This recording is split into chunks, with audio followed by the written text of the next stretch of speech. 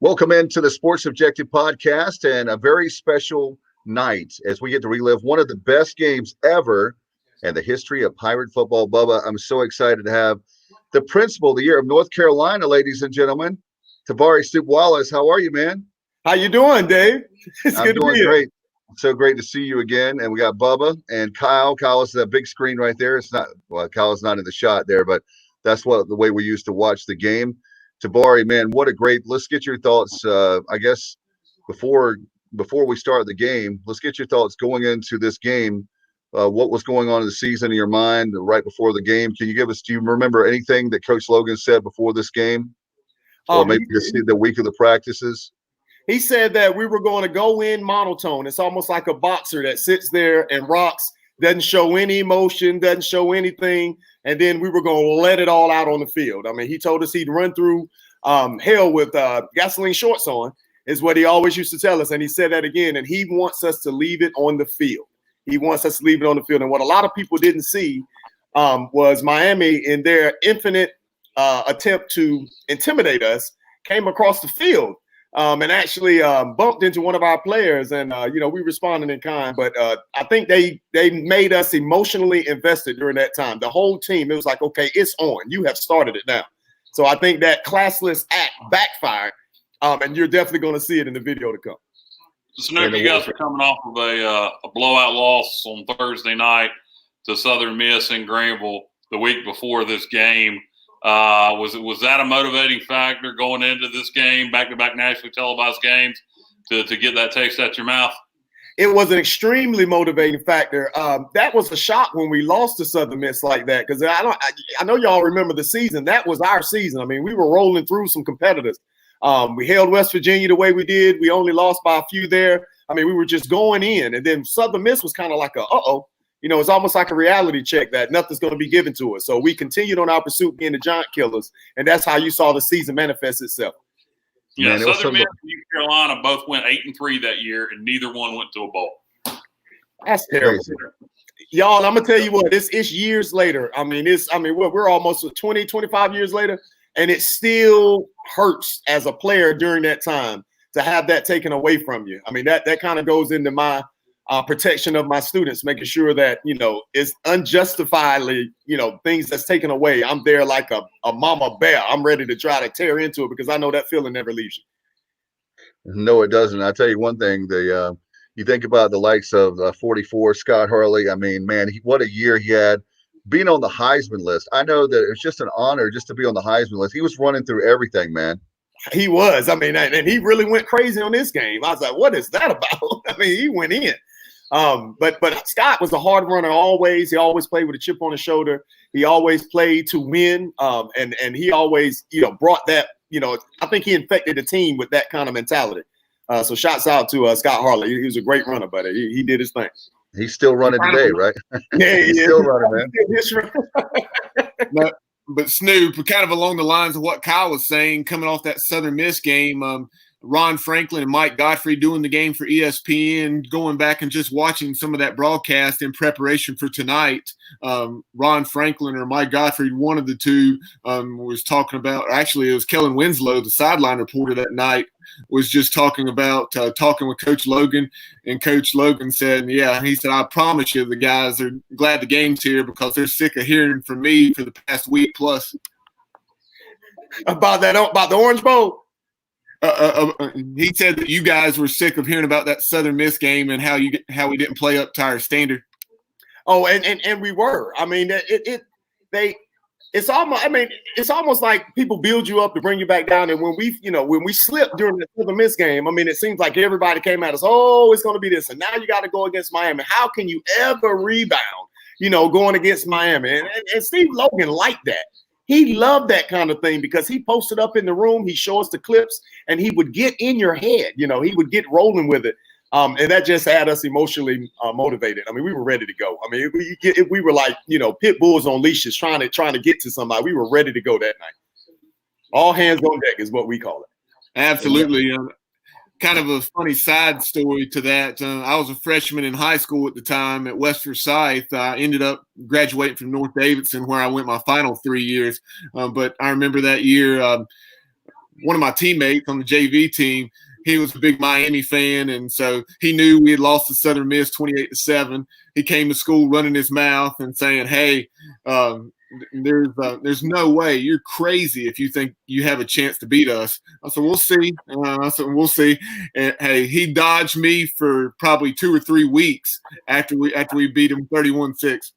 I bet he did. I mean, sometimes, pride always comes before a fall. I was always trying to tell all my students. And I got to tell you, they were extremely overconfident. They had they had players that were ranked in their defense. They thought we wasn't going to be able to do anything. Their receivers were supposed to be all that. Me and Forrest put it on them. I mean, they didn't catch hardly anything. And if they caught it, they came down real quick. So you'll see in this game, but it's a couple of PBUs. I see scrolling across, you see a whole lot of offensive stats. But if you would have put those defensive back stats up there, you would have been impressed because me and Forrest got it in during that game. All right, give a shout out.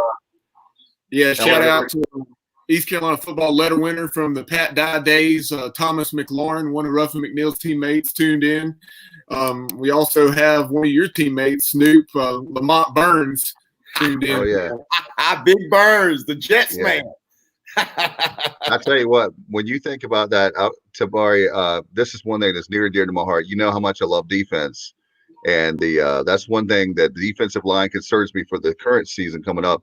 But I'll tell you one thing, you guys, your defense is one of the best ever. I'll put your defense up against any in Pirate history, one of the best. Of course, the Skip Holtz years of the 2 conference championships, that team obviously had a great defense, but you guys had a great one too. Yeah, they had a great defense. That those 2 championship teams, they did have a defense, but we had it was something about the intensity of our defense, especially our D-line linebackers. I mean, it made it easy. They made us look good back in the secondary. We could truly focus on the pass. We really didn't have to worry about being creased and having to come out and hit 240-pound running backs. Marvin Burke, Carlos Brown, B.J. Crane, them boys, Travis Darden, them boys took care. Rod Coleman. Yes, Rod Coleman. He went to the league. It's just one of those things, man. That defense was just ridiculous. I mean, we were on it. The Hart twins, I mean, we were on it. I mean, we were on it at that time. And now you can't hit anybody anyway. Now you can't hit anybody now, Tabari. It's like flag football now. I mean, you get some of the Hart twins, the hits we saw with those games recently, the last time, you get thrown out now. Yeah, you will. And I feel sorry for the defense because it's so hard to keep your head out of it when you're sitting at 195 pounds and that 240-pound back come around the end. You can't catch and turn and tackle with a 240-pound. He's going to destroy you. So I mean, I'm just glad I played in the era I played in because I'm gonna tell you what, it would have been a lot of toss. See you later, Snoop. Early shower, right? Early night for you. That's right. Watch it from the locker room. Hey guys, if we're gonna get it done, we're gonna get it started. So 1996 East Carolina, Miami. This is copyright East Carolina University, Miami University, or University of Miami, ESPN, and whoever the hell else may own copyrights to this. This is by no means for any sort of profit for the Sports Objective Podcast. We are doing this particular broadcast for fun. Here we go. You get it?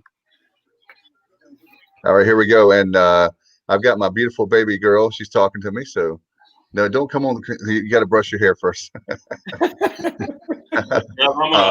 going to mute this. If you want to hear any of the audio, let me know, and I'll turn it on. All right. At least I'm going to try to mute it. There we go. And we got a future pirate. Say hello real quick. You want to say hey to him? Say hey. Hey.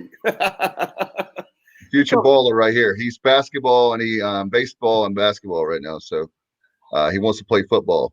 That was one question as far as the young kids today. Are you telling the young kids to still play football? There's a lot of people that are so anti-football that's ridiculous. Oh, yeah.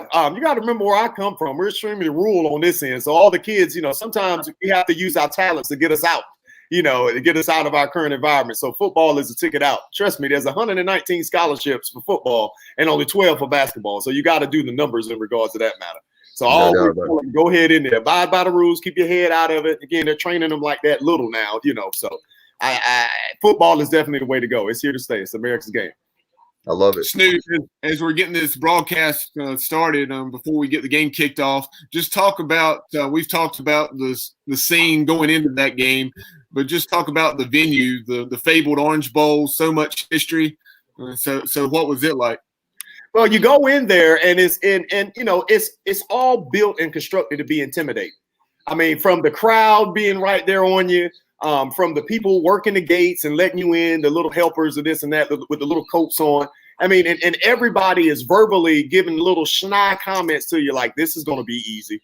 Oh, this is going to be, look at you in your little pretty white uniforms. That's what they were telling us, it's just an intimidating venue. Then you look up and see all the championships going around the stadium. I mean, the ambiance couldn't have been better for a win. I'm going to tell you that. The ambiance could not be better for a win. Did you see that comment? Thomas said they were number 2 in the nation behind Penn State for that 78 defense. He said, y'all were good, but we had the number 2 defense in the country. So, yeah, but, being 78, they didn't throw the ball as much. I definitely give kudos and salute the legend. I can't hold a candle to him. I mean, he is definitely a legend, but, they didn't throw the ball a lot during the 70 seasons. When they threw it, though, it was a big eye-opener for the crowd. But Dave, get Terry up here. Let's let Snoop and Bunk have a conversation about who was better, 78 or 96. That would be just epic. Okay, I'll get it. Let's make it happen. Hey, that is one of those things. It's so tough to compare eras, because like you're saying, Snoop, the way things are being approached and just the way the game's evolved, and I mean, everything that goes into it as far as the weight training. And I mean, it's just tough to compare eras. Yeah. And then Bubba, you got to look at the modernization as well. You got to look at the equipment, in the 70s, that stuff was clunky shoulder pads, and they got thigh pads this thick. I mean, so the game is a lot slower during the 70s. You see what I'm saying? By the time they had neoprene and everything else when we were in, and everything was so light so you can fly. So it is a different game, but those boys were hard. I got to give them. They played with just one face bar going across. I salute. I mean, I really respect those guys back in the 70s, boy. You lose those. And piggybacking off what you're saying, Snoop, from your days to now, some of the guys now look like they're not even wearing pads. And some of them aren't, Bubba. I'm going to just go ahead and tell you that. Some of them just have little sleeves as pads and this and that. They don't even have knee pads in anymore. They're gone. So, yeah. So, and some of the shoulder pads now, it's crazy. Quarterback shoulder pads is what we call them. All the players are in quarterback shoulder pads. That's exactly. They're light as a feather, so you can run probably your 4.4 in pads because they're so light. And some of them, they make the quarterback pads almost look big than the ones that we wore. It's just, I was noticing some of the offensive linemen from the Pirates just the way the pads are, it almost looked like they didn't hardly have any on. Yeah, they're cut short. They cut them short now. I guess they don't do the overlap anymore in the shoulder pads. They all stop here, and you just have your arm out. And I guess that's so linemen can extend and do this and that. So it is a difference. Technology and modernization has really kicked in. So, absolutely. Do you remember hearing about prior to the '96 season, and it ended up being, I'm sure you did, because they talked about it for a couple years afterwards. He kind of became a bit of a folk hero around here. But there was a radio host out of Chicago named Arnie Spaniard, who was nationally syndicated at the time and was on a Greenville station. And he predicted East Carolina to go to the Orange Bowl and upset Miami in July. He predicted that you guys were going to do that. Do you remember hearing about that? I remember hearing it, and we heard it, but you got to remember now that 95 season, I think it was Mofo's last season, that was a pretty good season too. You know what I'm saying? Yeah. So I'm thinking Liberty Bowl champions. Yeah, that was the Liberty Bowl where we beat Stanford. So I think that was just a carryover, and he was beginning to pick. And man, y'all, we had a good team coming back. I mean, that training camp, we had a good team, that 96 team. We just knew we were going to a bowl. And you should have. There's no question about it. I mean, I don't know what else. In fact, do you remember the infamous West Virginia game? The very first game, 10-9. I mean, that's easily 9 games right there. Amos Airway. I don't know if y'all remember Amos, but we heard his name so much leading up to that game. He was a top rusher in the country at one time, and we shut him down. I mean, we let him down. And y'all, that was Steve Logan. I'm gonna just go ahead. Now, a lot of y'all don't know. Steve Logan played the biggest mind game on them I've ever seen. Steve Logan made us come out and we ran the ball. We lulled them to sleep. They didn't realize it. And we came out second half. Mitchell Galloway caught that pass, scooted up the sideline, shocked everybody. So that was strictly coaching and strictly, in intensity to keep that game as close as it was. We almost pulled it out at the end. If you look at the game, we almost got it. So. Hey, now Snoop, this opening drive for Miami, obviously they went on to score. This is their only score of the game. And then they missed the PAT. But do you recall kind of the mood on the sideline, what Paul Jett and the defensive staff was saying after they went down and scored in like 2.5 minutes? Well, I'm gonna tell you, Paul Jett, right there on that one, you just saw me pretty much make the tackle, getting them out of bounds. But again, first game jitters, Orange Bowl ambiance, all this and that. We're in there and we were giving them too much cushion. That first drive, we gave them way too much cushion, way too much respect. And after I gauged, and I'm like, these guys aren't as fast as we thought they are. Then we started huckling down. So you're going to see a couple of receptions during this drive, but watch the later drives as you go forward. You're going to see me, Forrest, Kevin Monroe. We were going in on them. And then we just locked them down. Then they had to run the ball. And then we let our linebackers and our D-line take care of the rest. That's when we win. When you run the ball, you're done. You couldn't run on this team. A lot of great players on your team, Snoop. And that's the thing, is that Logan did an excellent job by that point, had it rolling as far as recruiting is concerned. Yeah, he did. I mean, when you win, you can get the top recruits. So, I mean, we got this whole team really came from the Peach Bowl. If you think about it, the Hart twins and all them, that's the Peach Bowl recruiting class the next year. Yeah. They're seniors now, and I came a year after that. So that's that team. That is strictly from the Peach Bowl, y'all. That's where that came from. Well, how about Thomas Lawrence saying Snoop and the DBs in his day reminds of our nastiness. He needs to coach the DBs up now. So I got it. You got to be principal of the year by day and coaching the DBs by night. I'm a pirate all day. I am right here as for service for my alma mater. And I mean, all Coach Hughes has to do is call up, and I'll be right there, buddy. I'll be right there. I'll get the information for him. I promise you I will. For sure. We can get some pressure on the quarterback with the D line. Might make the DBs look a little better. That is true. Y'all. You can cover for 5 seconds. That's it. After that, there ain't too much you can do. You get the double move after that. So can't blame the DBs if he holds the ball longer than 3 to 5 seconds. So. And one of the things I remember Coach Logan really emphasizing, going back and looking at this game on his coaching show, he was talking about how Ryan Clement, the starter for Miami, and then Covington, who came in when Clement got knocked out, that, I mean, not bad quarterbacks, but at the same time, their arm strength wasn't the arm strength of a Marcus Crandell and some of the quarterbacks that we had, Danny Gonzalez. So you guys, with the pressure we were getting by our front, we were really able to break on the football in the second half. And you saw that. I know Darren Hart had an interception, and we forced 6 turnovers in this game. Yeah, we did. And I think they noticed, we didn't do anything special on defense. If you look, Logan was the best. Logan and Paul Jett was the best at lulling you to sleep and not showing you what we got. And that first drive, we stayed in base defense. We didn't do anything. Special during that first drive. But as you can see, these next drives, you're going to start seeing the blitzes coming. You're going to start seeing us shifting coverage, hiding in coverage, robber coverage, and just throwing things at them. And they were totally not expecting that. Wow, that's one of the things that made Logan great. Not only that, but I missed the trick plays that Logan did on offense too, Snoop. That was something I missed big time with Pirate football. The Riverboat Gambler, that's what they called him, and we loved him for it. And I don't know if y'all remember that Southern Miss game that had us beat, and he faked a 50-plus yard field goal with Chad Holcomb. I don't know if y'all remember. Yeah, and we didn't even know that was coming. He didn't even tell us when he pulled that ball up. We said, "What are you doing?" And then we got the penalty, and then we got with them right, and we won the game. So that was totally coaching.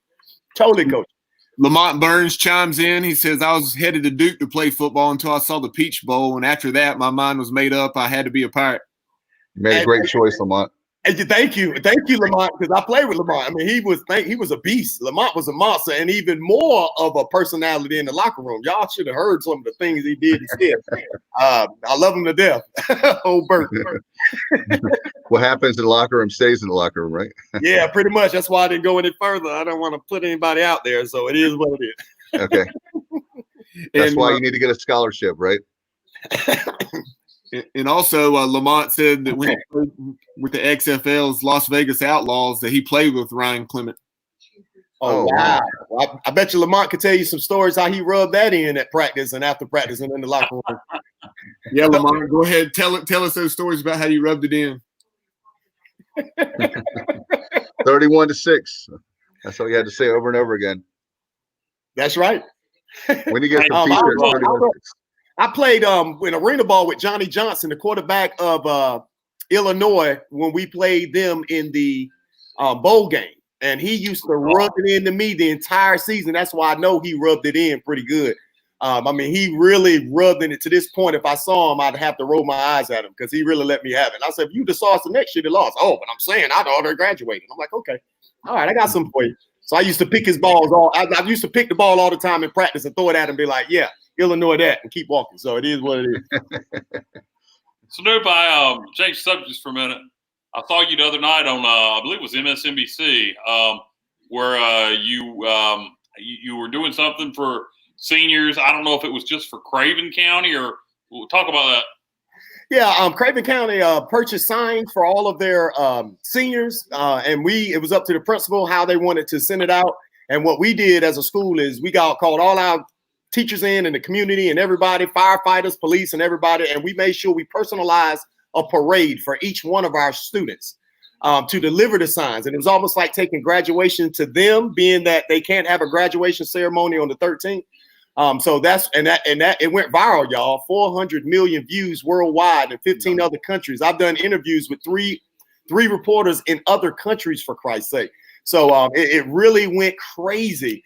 The outpouring of support that we've had across this country, just because we attempted to fill that void of the singers. Was that just for West Craven, or did you do it for the whole county, or what?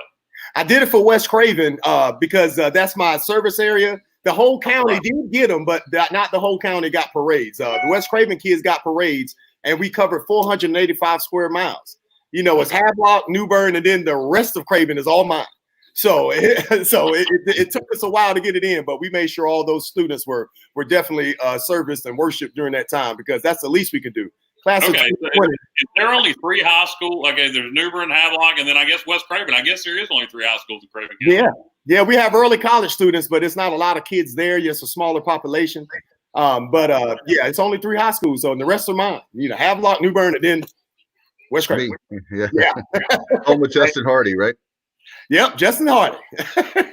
George Coombs, Justin Hardy, Anthony Wright. We got a couple of them that come from there. Yeah, that's a great school. I know the enrollment at West Craven's right around 1,000, give or take. So how many graduating seniors did you have? Around 230, 250? 200, right? Yeah, we're right at 220. 220. We're right at 220. And my mission is to have the first 100% rate in regards to all the seniors making across the stage. That's what we're working so hard for right now during this deal, and relax things out. We're one kid away. We're trying to get that kid to keep working. But I hope to be able to call you and tell you we accomplished our mission of getting 100% of the graduates, all 220. Man, that's unbelievable. Traditional graduation when you can, or is this going to be it? Yeah, I asked my students. I let it be a student decision, not an adult decision, and they all were in lockstep saying we want the pomp and circumstance. We will wait.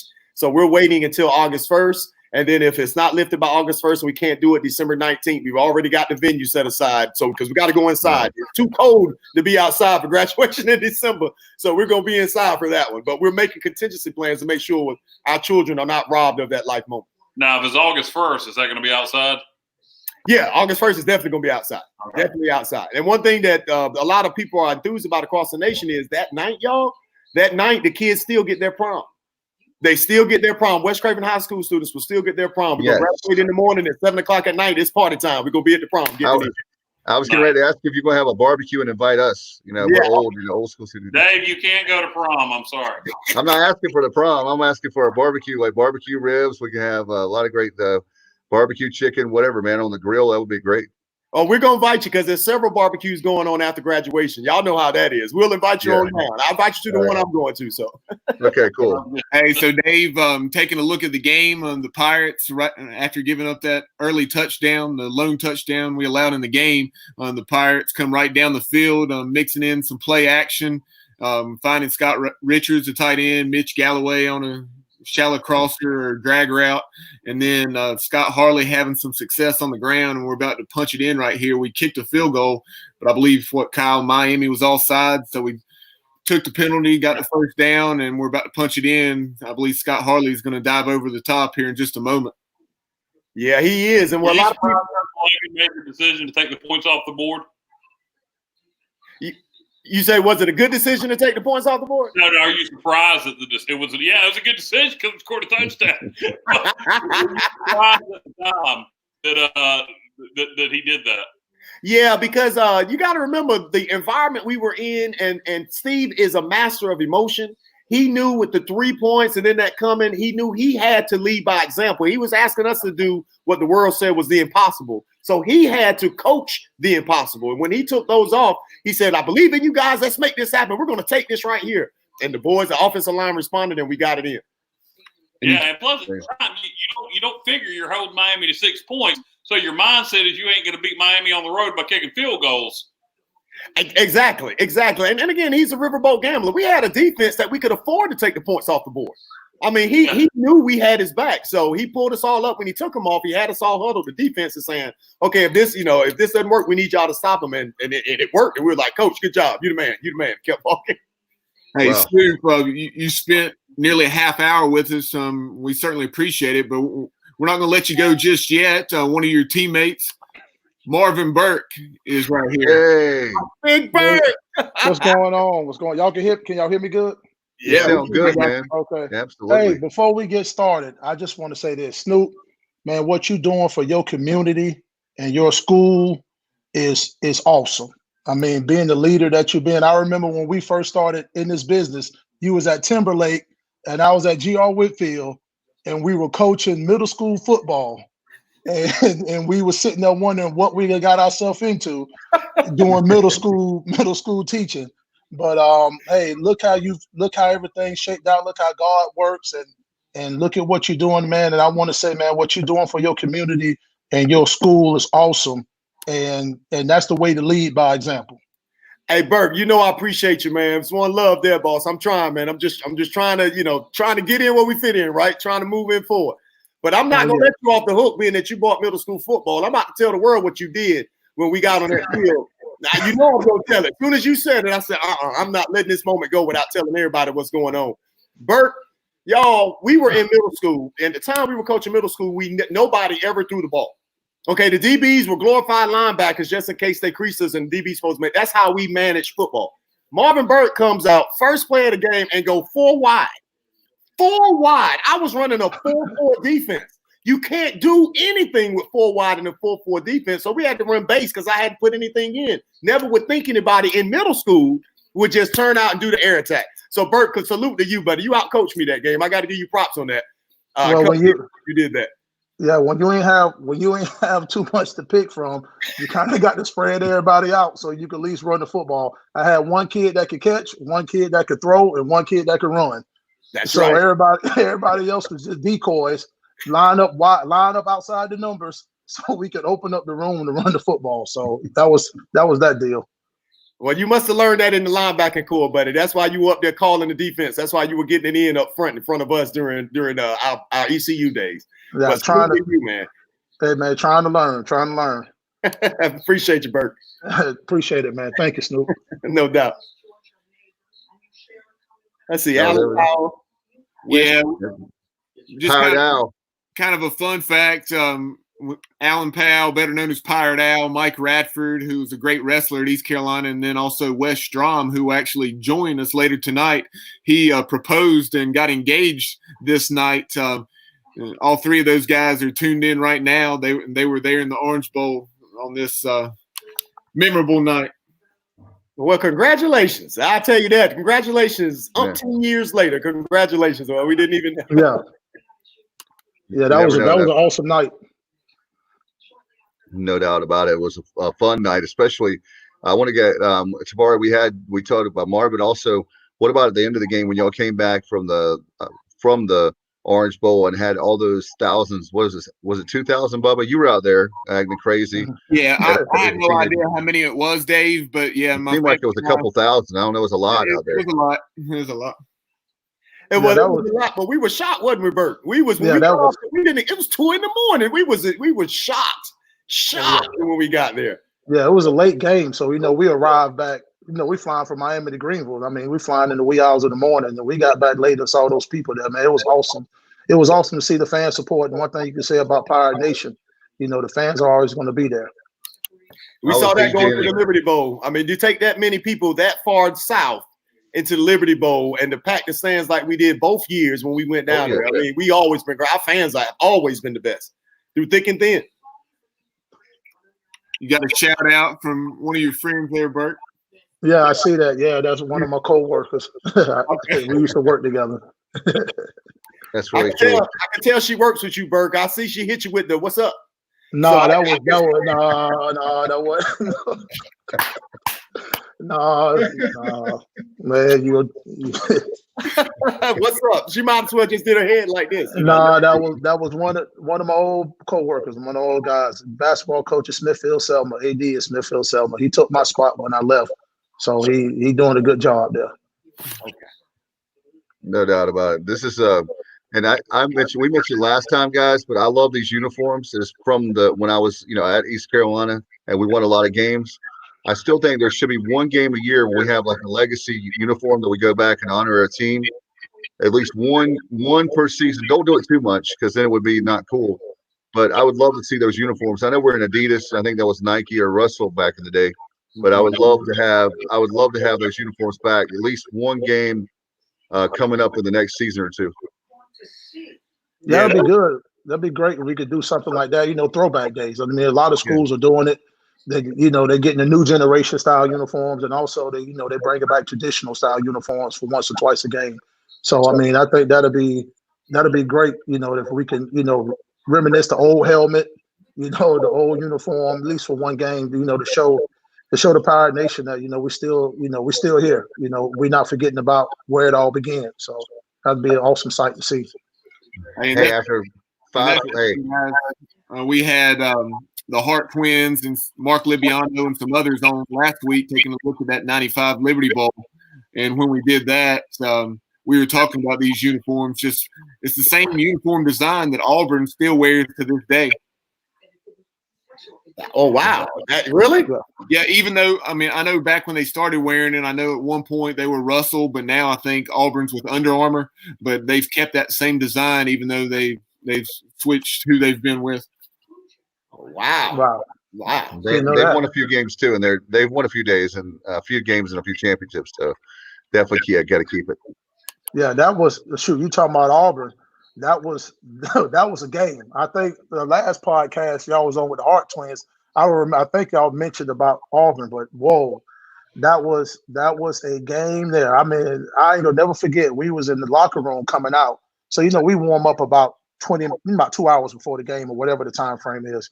So we walking out. It was a guy standing above the entrance in the bleachers, just yelling "Tiger meat, Tiger meat." Now we talking about 2 hours before the game. So we go back in, we come out as a team. That guy's still standing there yelling out "Tiger meat" the entire time. And we just wondering like, man, what have we got ourselves into? But I mean, we end up we wasn't on the victorious side, but I think we ended up playing well, well enough to win the game. Turnovers is the key. So you eliminate the turnover battle in any type of game, you have a chance to win. So but that was an interesting stadium to be in, 85,000 SEC school. So, I mean, it was nice to play there. Going against Stephen Davis, who was a monster, that was a nice game, to be in.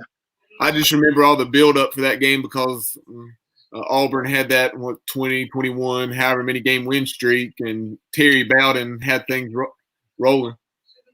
Yeah, he did. Yeah. Auburn was undefeated. I mean, for a couple of years there? Yep. And before that, remember, Bert, we were up in Washington with Napoleon Kaufman. Remember that? Yeah, they talked about that on the last podcast. How they were up there in Washington. We You done know, played. they were loaded. I mean, Yeah. what they had, Brock Hewitt, Mark Brunell, all kind of quarterbacks Yeah. and running backs. I mean, that team was loaded. Yeah, You know, as you see the play, Clement got hurt. So is that Clement? yes. Or was that? Yeah, when Clement got hurt. And they brought Covington in. Yeah. Was it you that hit him, Burke, or BJ? No, that was BJ. BJ took him out. Okay. Yeah, well, I take him out is the wrong word to say.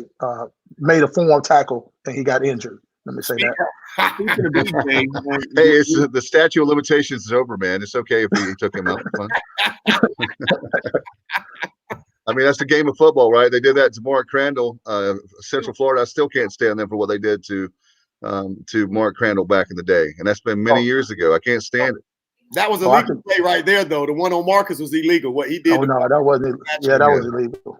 Yeah, that was bad. You could see. I already wanted to talk about it. It's just that was one of the nastiest injuries I ever seen, like in person. You know, you see it on TV, but to see it in person brings a whole nother element to the factor. So I mean, yeah, what happened to Marcus was real nasty. Well, that hurt the environment. It wasn't just Mark losing. The fans lost on that particular play because bottles were no longer allowed and cans were no longer allowed in Ficklin, if y'all remember after that. Oh yeah, that's right. Just lost on that one because them boys had to get out of there. Yeah, they were flying everywhere. I'd forgotten about that. Man. Yeah, it's just recently. That was my Hey Snoop, you remember when they would have they'd have a sign like Pirate Power. So people would turn them into a paper airplane and be throwing them down.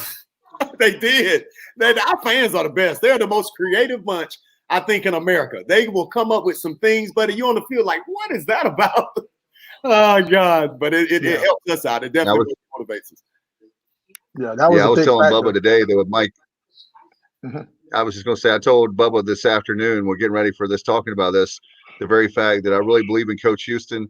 I was telling you, Snoop, before we came on, the very fact of when I see Coach Houston, it just really reminds me of the Logan days. And no offense to, I love all our coaches, don't get me wrong, but there's something about him that, well, I'm trying to keep it nice. I'm trying to keep it real here as much as I can. But anyway, I'm going to focus on the positive. Well, you know what the last few years have been. But anyway, that very fact of him and the fight in him, I tell you what, the recruiting is like, Logan. The recruiting, you guys were, it was like an all-star team.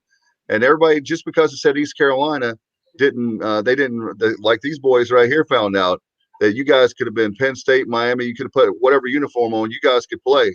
And they, just because it was East Carolina, they took it for granted.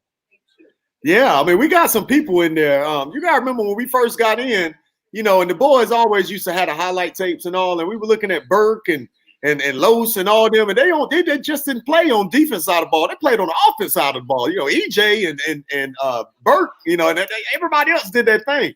But boy, we still don't know how we got Marvin Burke. Boy, I still to this day don't get how we got him at East Carolina. But it was much rewarding. Good 4 years there, Burke. Yeah, it was a good 4 years. I mean, it was. I mean, you think about our team, you know, playing that game in Miami. A lot of our team was from Florida. Yeah. You know, we had Ronnie Sutter, some more guys, Ronnie Sutter, Larry Shannon. We used to Jake Gilray. We used to just get on a carpool line going home every time. Be like 7 or 8 cars, and all of us going to Florida. You know, the Georgia guys will swing off on 20.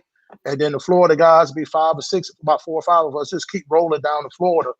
You know, they used to kick me out the car in Jacksonville, and the rest of them would keep driving south. So, you know, playing in Miami was a homecoming game for a lot of us.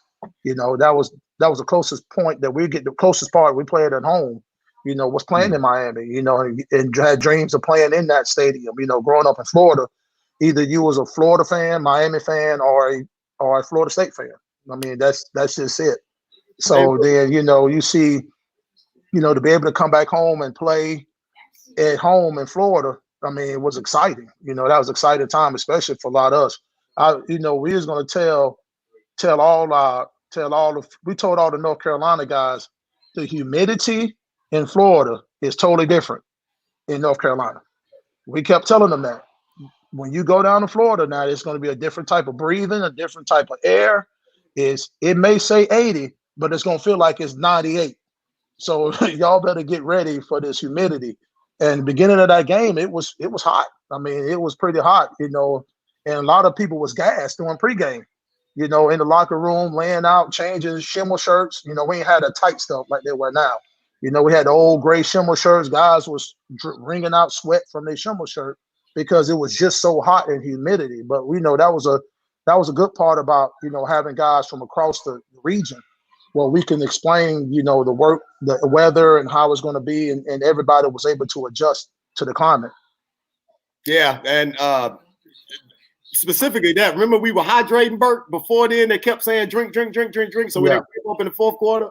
But before Bubba kicks me out of here, I just want to make sure that all the viewers and everybody know that on that last series, I've been checking the game out. On that last series, Snoop Waller just had a pass breakup, forcing a field goal attempt, and them turkeys missed it. So that should be 3 points for the defense. That's how we do in a purple and gold game. I mean, that's a score. That's a score for the defense right there. We just pulled that out right there and turned the ball around. So that's true. Like, I gotta get this in before Bubba say, "All right, time for you to go." I'm not gonna kick you out. No. Hey, Snoop. Seriously though, before we do let you go, tell us about your pick. What do you recall regarding that interception in the second half? But at that time, when they were driving, trying to get to, at that point, they were just trying to save face, to be honest with you. They was trying to get their face back because it was such a blowout and they had only scored 6 points. So they kept trying to score. They had the starters in, they were trying to score. And then when he threw it, I said, I can't believe he threw this ball. So all I had to do was go get it. And then, we went in, and then they kept saying, get down. Snoop was never going to get down. Bert knew that. I'm trying to take it to the house. And then, they tackled me on the sideline, and then the team went crazy. But we knew we could not let them score. This was our moment. This was our moment to show the world, nationally televised game, to show the world and let them know that, especially that defense, we here to stay. So they were not going to score on us during that time. And when we grabbed it, that was it. Like you said earlier, that was the nail in the coffin. And it was a wrap. Yes, sir. Boys on the sideline when I got over there. So another question I had for you, Snoop, is Coach Logan on his coaching show, taking a look back at this game. He was talking about the speech he gave you guys in the locker room, reflecting on that Auburn experience and some other near misses we had over the previous year or two.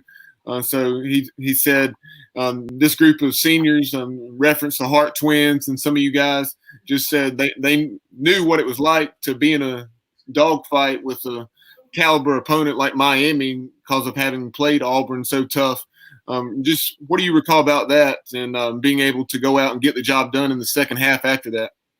This group of seniors that we were playing for during this season, the Hart Twins, again, that was the group post Peach Bowl. So they were near and dear to Coach's heart, and we all looked up to them. Those boys led by example. All of them led by example. They were only without one in their class, and that was Mofo. Mofo played as a freshman, but the rest of them were able to sit back and continue to play their 4 years after being redshirted. And Logan knew if it was going to get any motivation out of us, he would always throw it back to those seniors because we loved them so much. So we did not want to send them out, subpar in regards to the rankings. And we wanted to send them out as winners. So anytime he needed to pull that, that's why he probably remembered it so easy. He would always go to putting that up with the seniors and making sure that we rallied around them to make sure that we, again, send them out as winners and not as losers, and to rely on their experience during these tough games. I was trying to recall Logan's exact quote. It was something to the effect of Miami or Auburn raised their level of play in the second half. Miami will do that. You must do that. And he said, I could just tell by the look in their eyes that we were going to go out and play well. He said, not knowing whether we were going to win the football game. He said, but we obviously did. Took care of business. He said, now I can go home and get some sleep because I have not slept for the past 9 days. And look, Logan loves to, even when we're winning, Logan will come in and jump on us like we're losing. It was the weirdest thing in the world. And we know what he was doing. It was motivation. And y'all, a lot of the country, nobody knows our strength and conditioning type of schedule that we had with Coach Connors, man. We were fresh in the fourth quarter. Anywhere we went, even during the high humidity of this Miami game right here, we were always fresh in the fourth quarter because we ran so much during winter conditioning, spring practice. In the summer, we almost died. Those gases and those every Friday, 10 gases. Remember, he upped it to 10, Bert? 10 passes and 16 110s you had to do before you were allowed to kind of pull back. So Logan, all he had to do was take care of the mental. The physical was already there. And we were one of the few teams that ran during the season. Remember that, Bert? Yeah, we ran every day. Yeah, gases. I mean, I'm telling you, then on Sunday after the game, we ran 300s. People don't know that. We ran 300 run the lactic acid out of our bodies. We ran after we got off the plane after playing a hard game on Saturday. So kudos to Coach Connors, man. I mean, he had us ready. We were ready to do anything.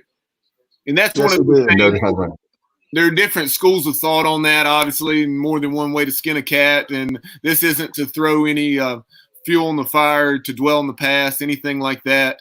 But I know some of the previous coaches wouldn't exactly let Coach Connors run those teams the way he ran you guys.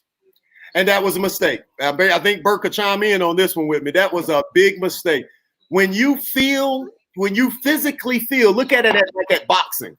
When the boxer has trained like they supposed to train, and they have their that eye of the tiger in it, they're still boxing 9th, 10th, 11th, 12th round. So that's how we felt. I mean, we felt we outworked you. That was Connor's thing, outwork the other opponent. So in the fourth quarter, you can definitely pull it out when really most games are won is during the fourth quarter. And all the coach had to take care of was the mental preparation and the mental motivation piece, to find something to spark in us to go out and just make happen and just make plays because we were already conditioned to do it. Bert? Yeah, we were very conditioned. I mean, like Snoop alluded to, I mean, during the summer, we ran. I mean, I thought we was on the track team. That's how it felt. It felt like we was on the track team. Guys were even scared to go out. Like we ran 300s on Tuesday, I think it was. Yep. Something, and we ran 110s on Friday. I mean, guys were scared to go out Thursday night. Yeah. We had that conditioning test that we had to run every Friday. And then especially during the season, I think that was the key for us during the season. I know every Tuesday we had them 4 fast gases. That's what we called them. And I could see, the offensive linemen like Burns and Sutter and all them, they in the locker room early. They trying to cool off, get their break, get hydrated because they know practice was going to be tough. I mean, we had an intensive practice, and also at the end of practice, we had 4 fast gashes that you had to make. And that was the standard that Coach Connor set within the strength program, and it just the culture that he set, and it changed the climate of our team, and everybody knew the expectation, and that's how we rolled, and that was it going in. I mean, even when freshmen came in, you're gonna be held to a higher standard. I mean, the standard is you got to make these times, and the good part about the leadership we had, if you didn't make it, guys stayed after and ran with you so that you could make it. And that was the camaraderie and the teamwork that we had on the field. I mean, a lot of us didn't hang out with each other off the field too much, but when we got on the field, we knew we had one job to do, and that was to come together as a team and win games and represent Pirate Nation to the fullest. That's right. Now, Marvin, I think Dave was about to say what I'm going to say as far as the comment on the screen there from Burns. And I'm not going to do him like that. I know he knows how to he misspelled or misused.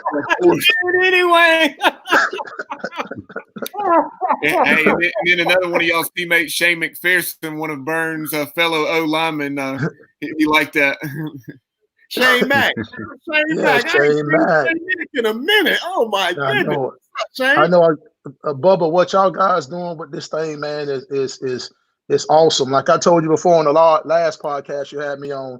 I mean, just for the bring all the older guys back and really just show where Pirate Nation really started from, because it seemed to be forgotten. Hey, it got established somewhere. That foundation got established somewhere, and not taking nothing away from what the 2000 teams did and all those other teams, but in order to get to that point, you got to start somewhere. And and I think in the mid 90s, I mean, we kind of reestablished what was set and how Pirate football is played, and what y'all guys are doing. Bringing those guys back. Looking at these things and showing the foundation. Really shows. Really supports us and shows us. That y'all the history of Pirate football would not be forgotten. Yeah, and I said that earlier, y'all. With the it's always you see Jeff Blake in the '91 season, and then it jumps to David Garrard, and then so forth and so on. It seems like they always miss what I call a dynasty in ECU's history when we were there during those times, man. From 92 all the way to, I would say, to the 2000 game, though. We were rolling during that time. I think we only had one losing season during that whole time. So, hey, as a matter of fact, during my time, there was the Peach Bowl and 2 Liberty Bowls. So, I mean, I'll take it. Put that up against anything. I'll put that in. Yeah, I don't think I didn't play, but I mean, I don't think the fans have forgotten. I think maybe some administrations over the years have neglected the history of Pirate football and just hit the high points that are easy. You know, everybody knows the Peach Bowl. Everybody knows David Garrard. And when you're of a simple mind, you think simply. And we had some administrations that was like that. Thankfully, they're gone. And hopefully the guys that are here now, John Gilbert and I know Coach Houston will honor all the history of Pirate football and not just a couple years here and there. Exactly. You said that what you just said was priceless because, you know, we played that and we sweat, blood, and tears during that, you know, to give to our alma mater. And sometimes when you look back and you look at some of the publications, you're like, well, wait a minute. You know, even downtown with some of the posters and all, you always see Peach Bowl and then David Garrard. And I'm looking like, hold on, we had Marcus Crandell, Larry Shannon, Burt, Crane, you know, Carlos, Dart. We had everybody on that team. I mean, and you just don't hear about it. So it's just weird. And like you're saying, Snoop, from 94 to 96, we won a combined 24 games. I guess 7 wins, 9 wins, 8 wins. We should have had a chance to win 9 again, but because of being an independent and not being a part of the Liberty Bowl Alliance, I guess that year. Or if you're looking at the template, that year 96, was it because of the Liberty Bowl Alliance, or was that the year that Houston had a really good year and got it? That was 8-3. Hold on, I'm away from the computer. That was the first year of Conference USA. Yes. East Carolina was not admitted as a football member of Conference USA until '97. Right. Yeah. The Liberty Bowl had the choice of taking the Conference USA champion or East Carolina. That's the way the contract was written. And since we had been to the 2 previous, Houston won Conference USA and was 7-4. But won the conference, so they got in. East Carolina's 8-3 and left out. And as I mentioned before, Southern Miss also went 8-3, but lost in the conference championship to Houston. So Houston ended up going to the Liberty Bowl while 8-3 East Carolina and 8-3 Southern Miss sat home. There just wasn't that many bowl opportunities at that time. So I mean, I remember maybe there was some talk if we didn't get the Liberty, maybe we could get the Independence. Yeah, it was independent. That was our hope. And then when I think Logan called us all in and said we wasn't selected, that was a trying time. I mean, to know that you're supposed to have a seat at the table and then don't get it. I mean, that was hurtful. I don't know about Burt, but I still carry that right now as a grown man with a family. I still carry that right now. That's a big void in the heart that you didn't get to capitalize on that opportunity. I mean, we would have went to 3 consecutive bowl games. I don't know if ECU have ever done that. I mean, we would have set a precedent. If you look at it, the reason why the Garrads and all those other guys came to ECU was because of what we established. That's right. And, you know, we opened up the recruiting floodgates in North Carolina, you know, because, you know, at one point, you know, we had the down year, but then when we started winning and establishing that tradition and foundation at ECU, all the other guys wanted to come in. I remember, you know, we had all the top players in the nation coming in, you know, trying to visit ECU. So, I mean, it was awesome, you know, during that time. That's right. And, you know, guys, the very fact that when we've had 5 straight losing seasons, that hurts me to say, the Pirate pride. But I'll tell you one thing. If you look for a template, and I'm not kissing up to you guys, you look for a template, look at the amount of games y'all won. And that's what I'm saying. Like, Coach Houston even said, you guys are always welcome at practice. And you guys, that's what you if I go up there and try to get in somebody's face, they'll punch me. If you guys go up there to them and get in your face, they'll be like, they're going to listen to you because you won a lot of games. Yeah, we did. I think, isn't Coach Steele on staff? Coach Steele? Yes, he is. Yeah. So Coach Steele was there during that time when we was building. I mean, Coach Shank Wilder was there during that time. I mean, he got some guys on his staff that was at ECU during that foundation period, and they understand what it takes and the work ethic that was put in by all of us to establish ECU to what it is today. I mean, so I think Coach Houston is going to do a great job, just getting back to basics and putting the people around him that understand the ECU culture. And that's the biggest thing. If you don't understand the ECU culture, I don't think you'll be successful. Exactly. Yeah, you also got Donnie Kirkpatrick, who was here under Skip and under Ruffin on staff, and then Trip Weaver, who played at East Carolina, is on staff. Yeah. Yeah, and a lot of them don't remember. Bert, you remember when we first got there, probably the most fiery coach that we've ever seen, Chuck Pagano, and look what he did in the NFL, So, I mean, there's a whole lot of things. I mean, that man might cuss when he's praying. I love you to death, Coach. But, boy. Coming fresh out of high school, I'd never been cussed at so much that I had to get there with Coach Pagano, boy. But he made me who I was. I mean, Coach Pagano was nice, called the house, and I was called a premium walk-on. So they were calling, and I'm like, I ain't even getting a scholarship, and you put me through all this. And then we got the scholarship a year later, and we made it happen. But kudos to Coach Pagano. Appreciate what you do. Yeah, you remember Coach Pagano was coaching at Miami during this game. He left ECU, started coaching with Butch Davis at Miami during this game. So, that was another motivational factor for us, to play Coach Pagano. Coach Pagano recruited me out of high school. He came to Jacksonville and recruited me out of high school. So it was interesting. He was an interesting guy, back then. I'm sure he has changed now, being old, getting older, but when he was younger, he was a very interesting guy. So, he was one of the main reasons why I went to ECU is because, the relationship that I was able to build with him as a recruiter and a coach. That's a good way to put it. Who was the craziest? Who was the craziest coach you guys dealt with, a position coach? Who was the craziest one? Was it him? Nah, Connors. Connors wasn't a position coach. I'm gonna say Connors. Yeah. I got to say Connors because the things Connors had us doing and the things Connor would come up with, we sitting there looking like, are you serious? Like, you want us to do this? And he'll motivate us and we'll do it. I mean, so I say and if they needed to get practice jacked up, if we were dragging in practice, they'll call Connors. And here come Connors. He was always a ball of energy. We didn't. We don't know if he was. I don't know if Red Bull was out then, but if Red Bull was out then, and he'd probably been drinking about 10 of them before practice. Because he'll come out and be a ball of energy, then get us all excited, and then the next thing you know, we're rolling. So I would have to say Coach Connors on that one. Yeah, the close second, I think you would say is was it Conyers? Was that defensive coordinator for y'all, Bert? Oh yeah, Larry Coyer. Now he was a little crazy too. Larry Coyer used to stand while we're doing team defense. He'll stand 20 or 30 yards behind the defense.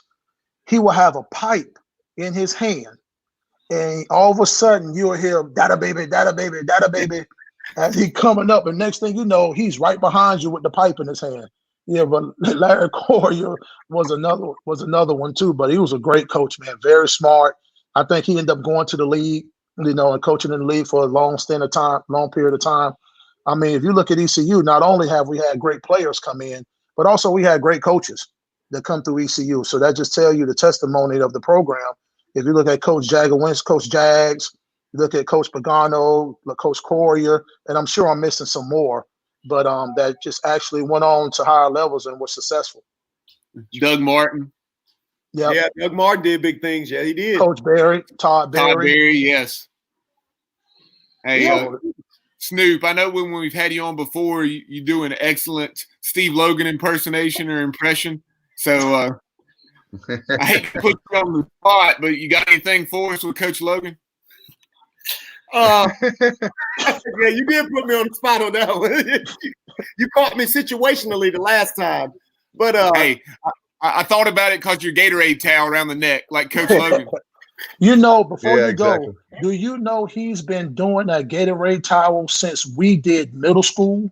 I'm talking about that was like 99? No, 96? Yeah. 97, 98? Yeah. He's been having that towel around his neck since we did middle school in the mid-90s after we graduated.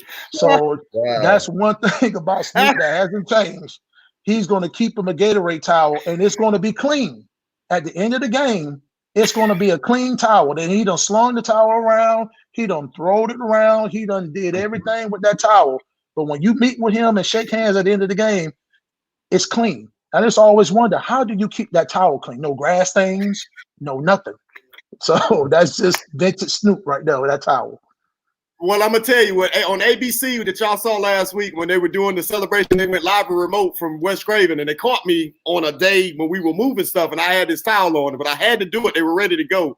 So here I am on national TV with this towel on, trying to give a shout out to the 2020 seniors.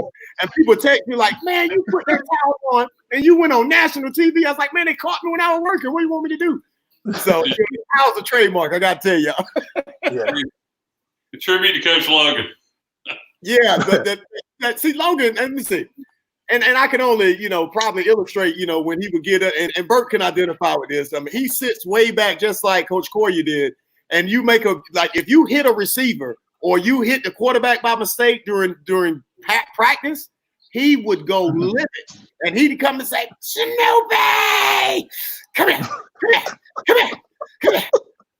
What is wrong with you? Have you lost your mind? And look at my facial cut, because the blood vessels would pop in his face and would come out, and the blood, the vessels will all come out, and he would be so animated. Boy, you will go back to New Bern. Claire, something would have happened. I'm gonna send you back to New Bern. I done got that speech a lot of times. They gonna send me home in a pine box back to Jacksonville, back to Florida. Yeah.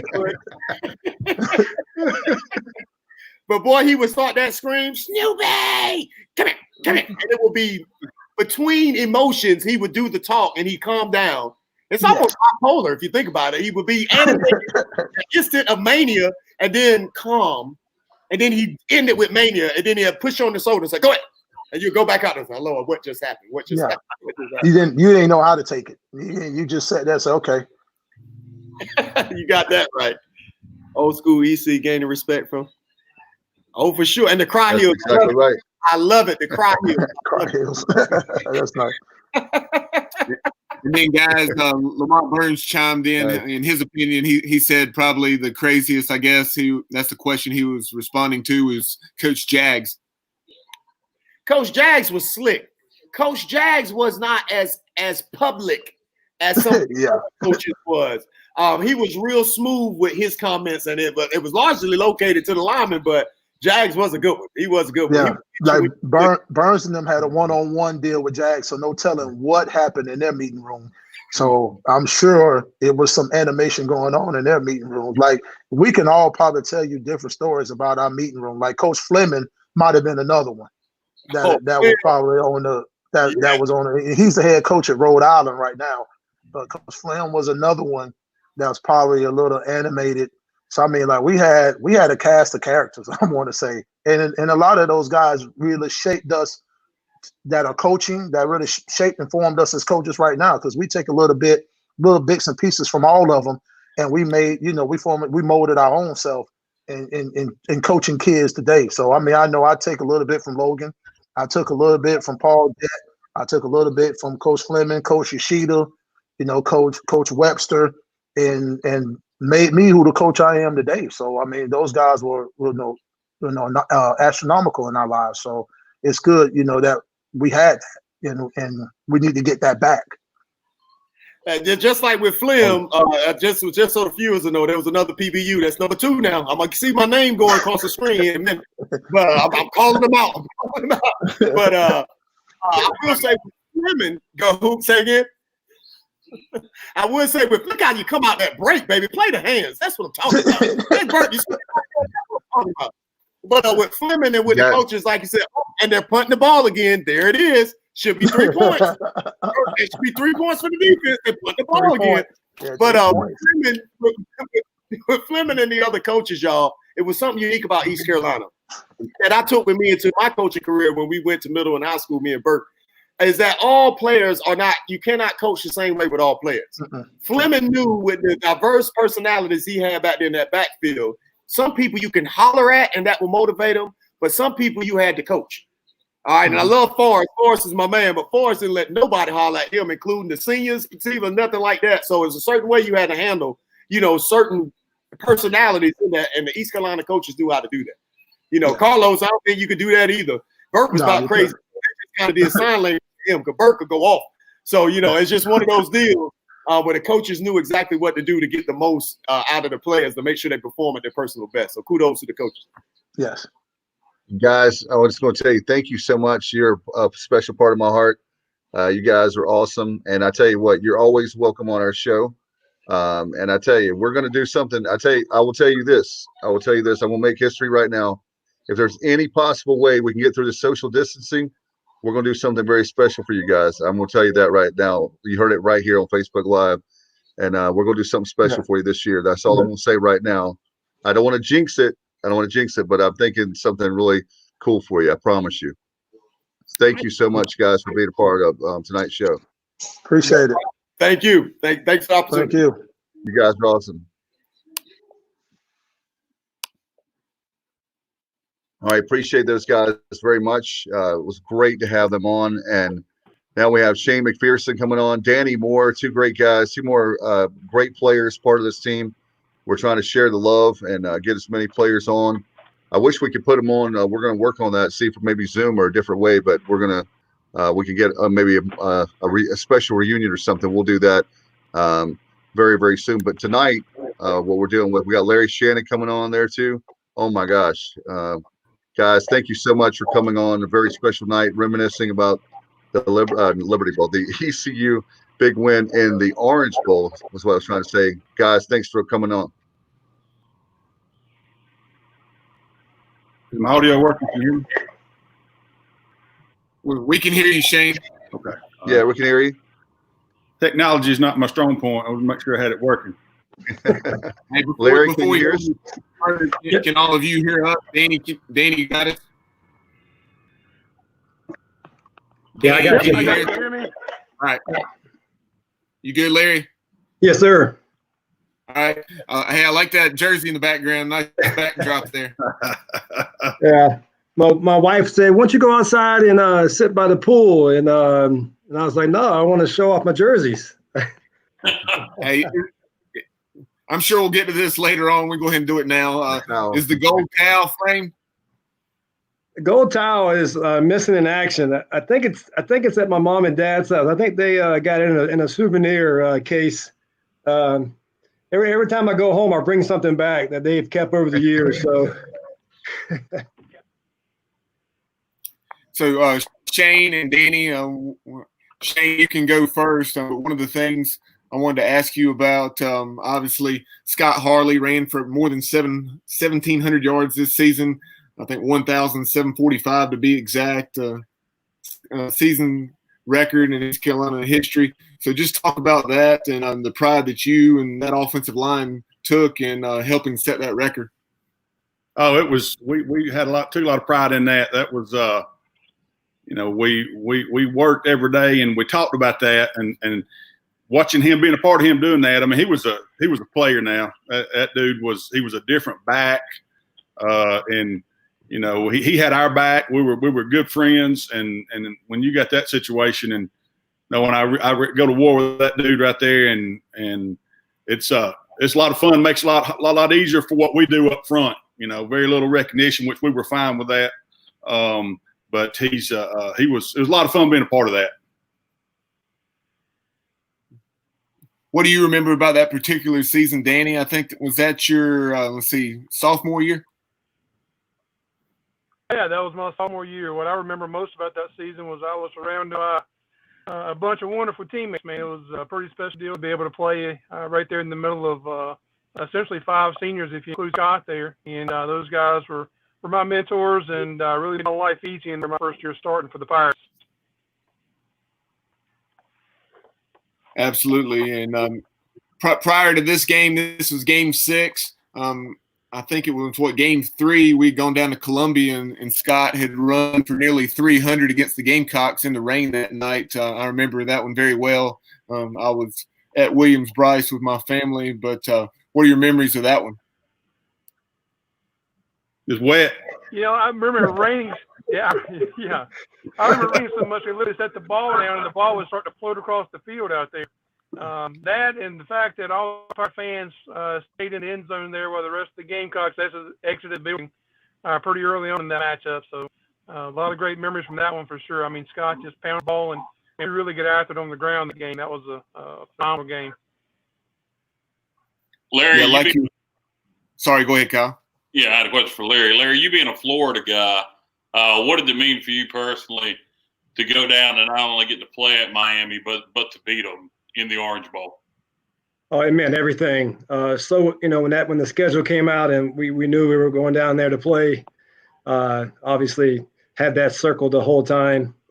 And then just, the way that game worked out in our season where we just came off a devastating loss and then, turn around 1 week later, go down there and play in primetime ESPN Saturday night game was everything for me. I don't know how many people from my hometown drove down, to watch me play, and just the amount of Pirates that were there on that special night was awesome. What was the reaction like from your family and from people there in Florida? I mean, they had to be obviously proud and happy, but I bet they were a little surprised too. Yeah, I think the ones that didn't come to a lot of games, obviously, my parents had seen a lot of big ECU wins, and I think going in, everybody just kind of a little nervous because we didn't play very well the week before, and then see it right here. I'm watching the replay. A lot of regrets not scoring right there. Got knocked out at the 2-yard line. So, but obviously everybody was, once we got rolling, it just poured on, and in that atmosphere and that historic stadium was a special night for everybody. Larry, one of the things before we go any farther, you're referencing that play. You caught that curl route and got down the sideline. I remember it vividly like it was yesterday. My dad, we were in our den watching this, and he just jumped up and let out this loud yell when you did that. The way you burnt those Miami DBs down the sideline, it was hilarious. Yeah, watching this game and watching film, everybody kept saying, "Why didn't you dive? Why didn't you dive?"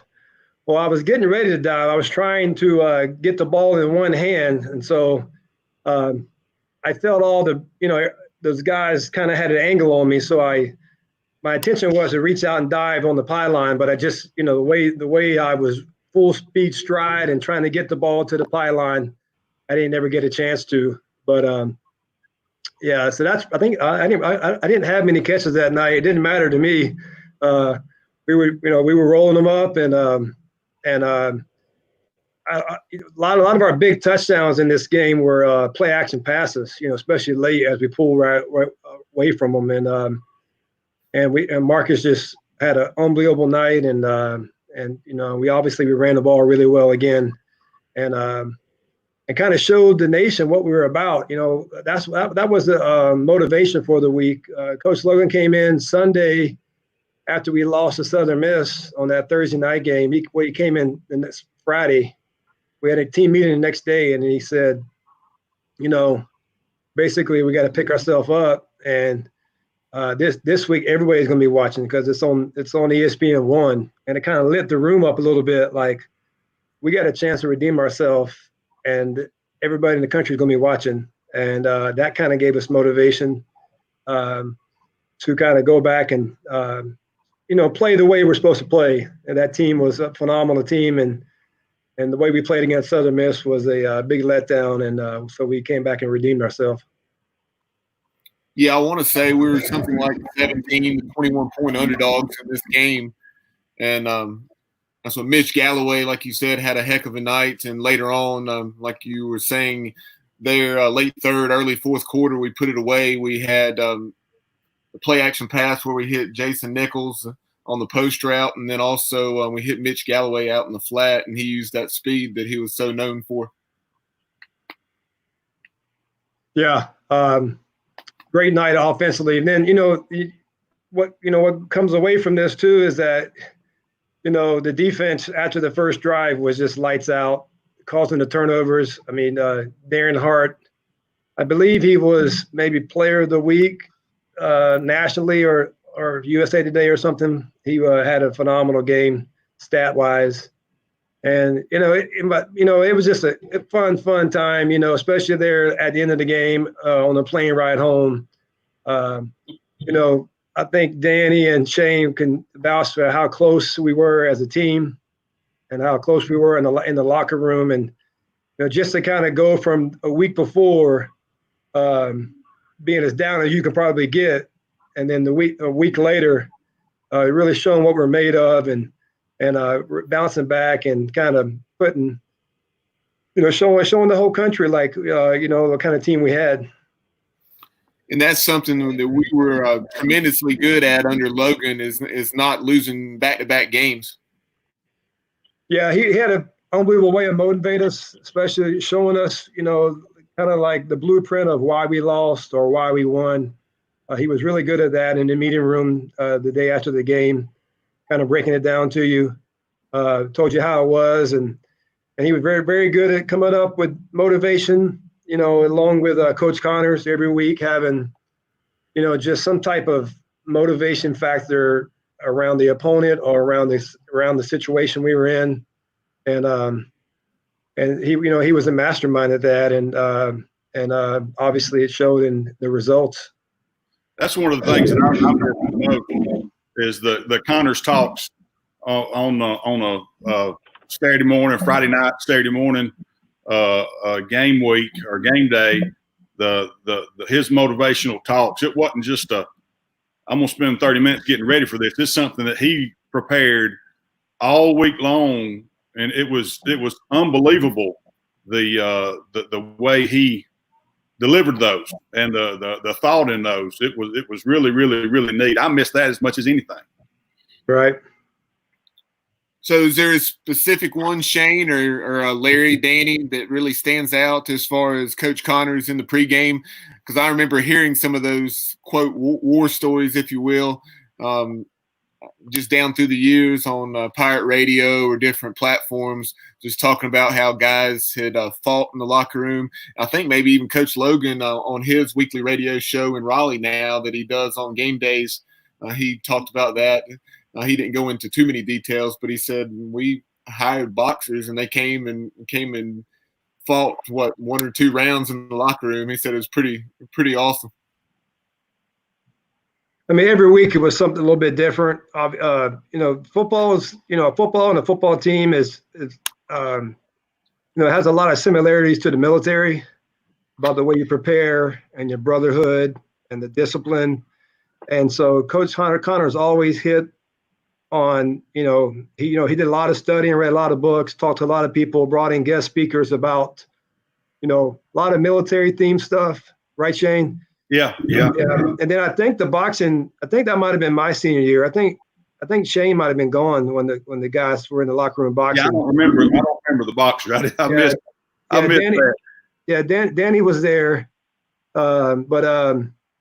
Yeah, we came in after pregame warm-ups for the last kind of back into the locker room for whatever that little 10, 15-minute time frame is to kind of get ready. And there's two guys strapped up, ready to box, and it lit a fire under you, and there was no pregame talk, no pregame preparation. We just watched two guys box for about 10 minutes, and then we went out and got a victory. So that definitely paid off. Was it 97 that they boxed? Do you remember what game that was? It was Cincinnati. It was senior night. I'm pretty sure it was Cincinnati. I think it might have been a Thursday night game. Right. It's classic Connors. Yeah. Golly. So Shane and Danny, a question I had for you guys. I know I asked you earlier specifically as far as Scott Harley and taking pride in that performance that he had in 96 and setting the single season rushing record. Kind of looking at the larger picture, going back prior to you guys entering the program, You had 3 consecutive 1,000-yard seasons for Junior Smith. You had Jarris McPhail in 95 that was right there, essentially 1,000 yards, just shy. And then obviously Scott Harley coming in 96 and doing everything he did. So just talk about the commitment to running the football, because you hear so much as far as the Pirates do it a lot for their time, and we did. For that era of college football, but we had a tremendous running game to complement the passing attack. Well, we had really good running backs. I mean, that's the I don't want to take anything away from them. I feel like we did a good job up front. We were a really, really close unit up front, which helped us, but we had really good running backs. And then you mentioned Junior Smith. I remember when I was a freshman, I played as a true freshman, so I just had turned 18. I actually went through all preseason camp, 17 years old, and just had turned 18. And it was maybe, I forget what game. It was like the 5th game of the year. And I had a lot of respect for Junior. I almost called him, sir, when he said something to me. But I remember I missed a block, or I made a wrong call up front, and let a guy go, and Junior just got mashed in the backfield, and I'll never forget. He comes walking up to me and he says, "If you ever do that again, I'm gonna hurt you really bad." And this is 5'5" guy, 5'6" guy, and here I am, 6'4", 300 pounds, and he's looking up at me. He said, "I'm gonna hurt you really bad if you ever do that again." I'll never forget that. But it's just great running backs. I mean, obviously the offensive lineman, you like the commitment to the run, but when you got some really good guys you're handing the ball off to when you decide to hand it off, that helps a whole lot. That makes us look maybe a little better than we were up front. Yeah, I remember the Connors talking about Scott Harley. Yep. I'm sorry, go ahead, Danny. We had some lag there. Yeah, no worries. I was just saying, I remember, Coach Connors talking about Scott in particular. I mean, we took a great deal of pride in being a very physical line up front. We were the dirt bags, and one of the few articles I've got left during that time was a picture of all of us, and all of us there with kind of chest poked out and just had dirt bags on. We took a lot of pride in that and being physical. And I remember sitting in the meeting room, Coach Jags, and just calling him out when he missed a knockdown block or pancake block. But Scott really kind of fit in with that whole deal as well, because Scott was a very physical runner. And I remember Coach Connors having a pregame one time in regards to Scott and just how much heart Scott ran the ball with, and he really did. The guy, they said, I think, I don't know how many different times in this particular game, he's 4'7", 4'8" guy, and you can measure the 40 time, but you never could measure the heart that Scott ran with, and he just pounded the ball, and it really just fit in with what we did on the offensive line, with Shane and Lamont and Ronnie and Jamie. I mean, we really got after it. We took a great deal of pride in getting after it and pounding the ball and just being dirtbags. And, that one season there is certainly something that I still talk about and remind folks of just what kind of year we had running the ball that year. And, having somebody like Marcus and Larry and those guys out on the outside to throw the ball to, they had to respect that as well, so couldn't stack the box on us. So it was it just really worked out well the year, and that's why we had, the year we had that year. What I remember about the offensive line, it was Danny will attest to this, is that we had to come back and play in '97, and when those seniors left, and Ronnie, Shane, Jamie, and Dirtbag Lamont, who was the leader of the Dirtbags, we had to replace those guys the next year. And that was tough, and you can look at what happened in '97, and you can point trying to replace, maybe one of the best offensive line they ever played at ECU. And so those guys, are humbled right now, but those guys worked their tail off in practice. We're very coachable and continue to work and get better every game. Even when people knew we were going to run the ball, after Scott got rolling, it didn't matter. It didn't matter who we played and how many people put in the box. We were going to run the ball, and it's all credit to those guys getting that push And then when we threw the ball, I mean, heck, Marcus didn't hardly, Marcus had a clean pocket. And that's one of the reasons why we're so successful. Yeah, Sorry, go ahead, Kyle. Yeah, I was going to ask, is there – we're at we're in the second quarter here, and it's 14-6. Is there anything else significant in the first half, guys, that we don't need to miss? If not, I'm going to skip ahead to the third. I think you can skip it on. That'd be Yeah. fine. Go ahead and go to the early to mid third quarter, because I know it was still 17-6 late in the third, and then like Larry mentioned, we had those touchdown passes to Jason Nichols and Mitch Galloway.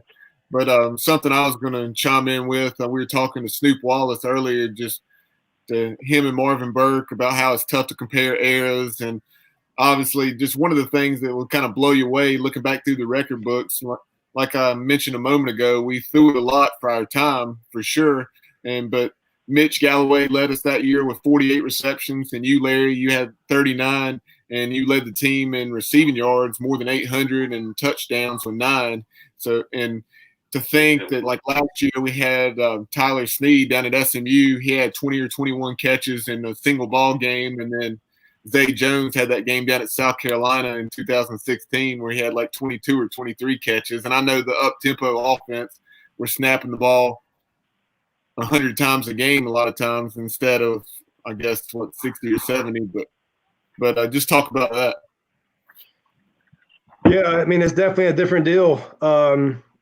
We were a huddle team, and we were a run football team.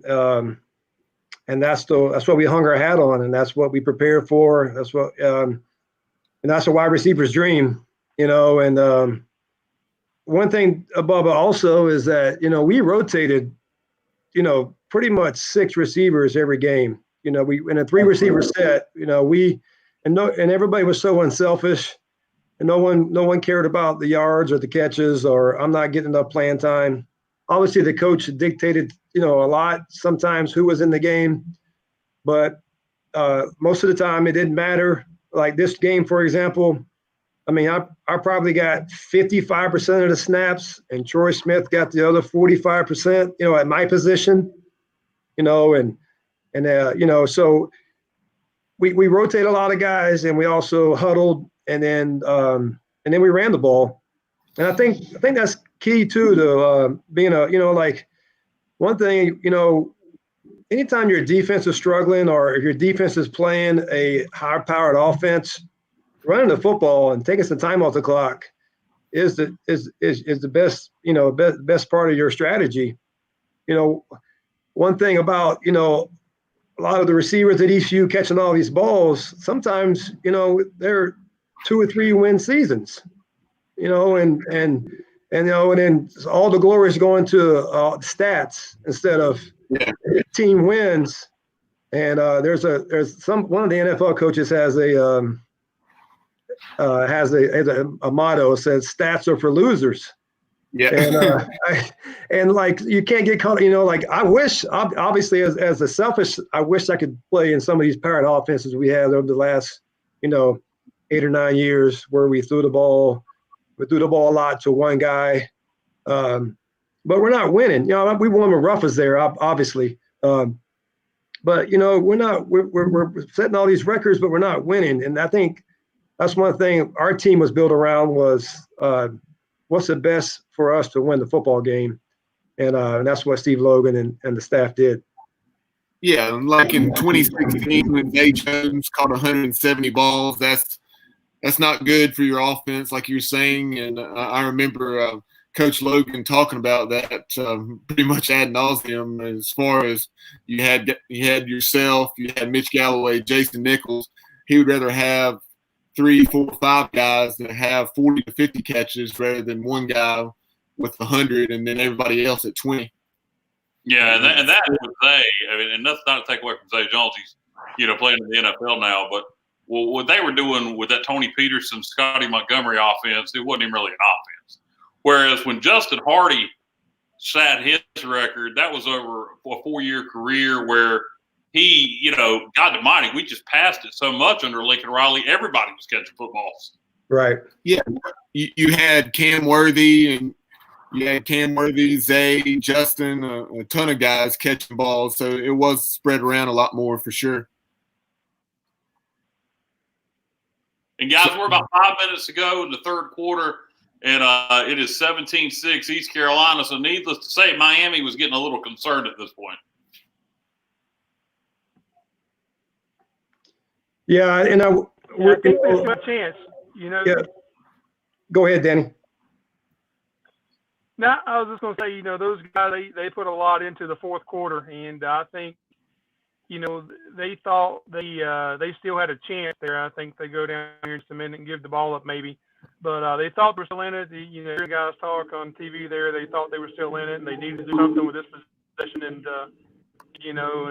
luckily we get the ball back at the end of the third quarter there, and we go on to score, I think, about 2 plays into the fourth quarter. And, that's really that's kind of the end of their fourth quarter, if you will. And we go on to score again and put it out of reach for them. But, yeah, I think they always thought they had a fourth quarter. But I'm telling you, some of the guys talked about it earlier.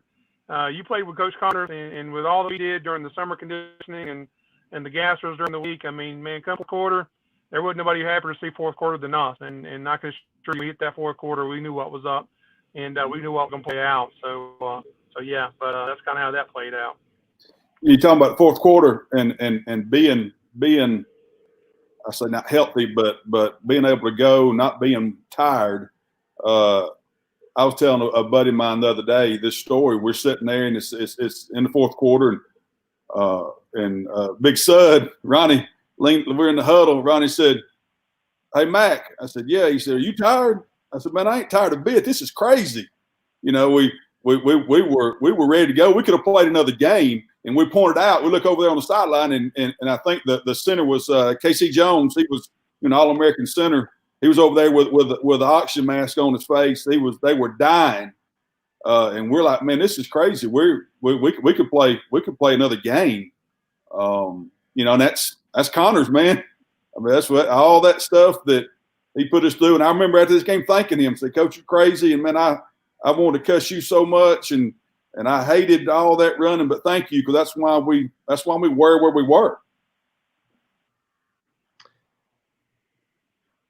Yeah, we took a lot of pride in that. I mean, there's some ridiculous stats of the way we played in fourth quarters, over the mid 90s. And right now, we're feeling good, but we know, I mean, we're still kind of just in the flow of the game and thinking, hey, we got to finish this off. And no one's, we're not really looking at the scoreboard yet. We're still fighting. We're still trying. We're still, we're still trying to see right there. We just had a big sack on a play action pass. So nothing's locked in yet, and our defense is playing lights out right now. And we're just, eventually just going to start making those plays and put them away. But right now it's just a dogfight. And like Shane says, we're the best prepared team out there right now. Hey, Larry, and Danny and Shane, also something I wanted to ask you guys. We mentioned this with Marvin and Snoop. We were asking about what Coach Logan said in the locker room at halftime. I know he addressed it on his coaching show the following week when we were taking a look back at these highlights, just saying that, in 94 we had the near miss where we played Auburn very tough when they had the long win streak, and we had some other near misses.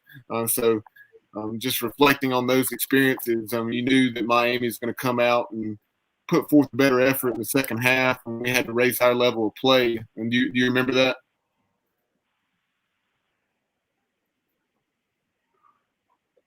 I just remember like how intense he was, making sure that we knew that we were in a position that that he expected us to be in, and we were in a position to get the win. And so he was very intense, obviously reminding us, about the near misses and about where we're at, and just to be able to go finish this. Because we've been there, like I said, the Auburn game, we were there. I think we overthrew a couple early, and that's a 1-score game going late if we connect a couple times, and you've been there against those guys. We felt like we were just as good as those guys. So it wasn't somewhere we'd never been before, and they continually reminded us of that. We've been here, we're prepared for this, and this isn't anything new. Larry, I know you're coaching now, and Shane, you as well, and Danny, I think you've at least worked with your kids' teams a little bit up there in the Hickory area. So just talk about just the evolution of equipment and the way we were talking about the shoulder pads and just some of the things that you saw back in these days compared to now, where it looks like guys are hardly wearing pads. It almost looks like they have quarterback pads or something smaller than quarterback pads because of the way they're designed and just the way things have improved. Yeah, improved dramatically all the way down from the helmet. Like you said, the way the shoulder pads are made, the material they're made out of, and how heavy they are. Back then, we're still, we still got butt pads and thigh pads, and then now, it's just one piece girdle you put on with all the pads are already kind of integrated in the girdle. And just the type of gear as far as the uniform material, and so it's just totally changed so much. And every year I go to a national coaching convention, and it's just amazing how much the technology and what's coming out and what people are trying to sell to improve the game. Yeah, it's crazy, Bubba. You'd seen a picture that.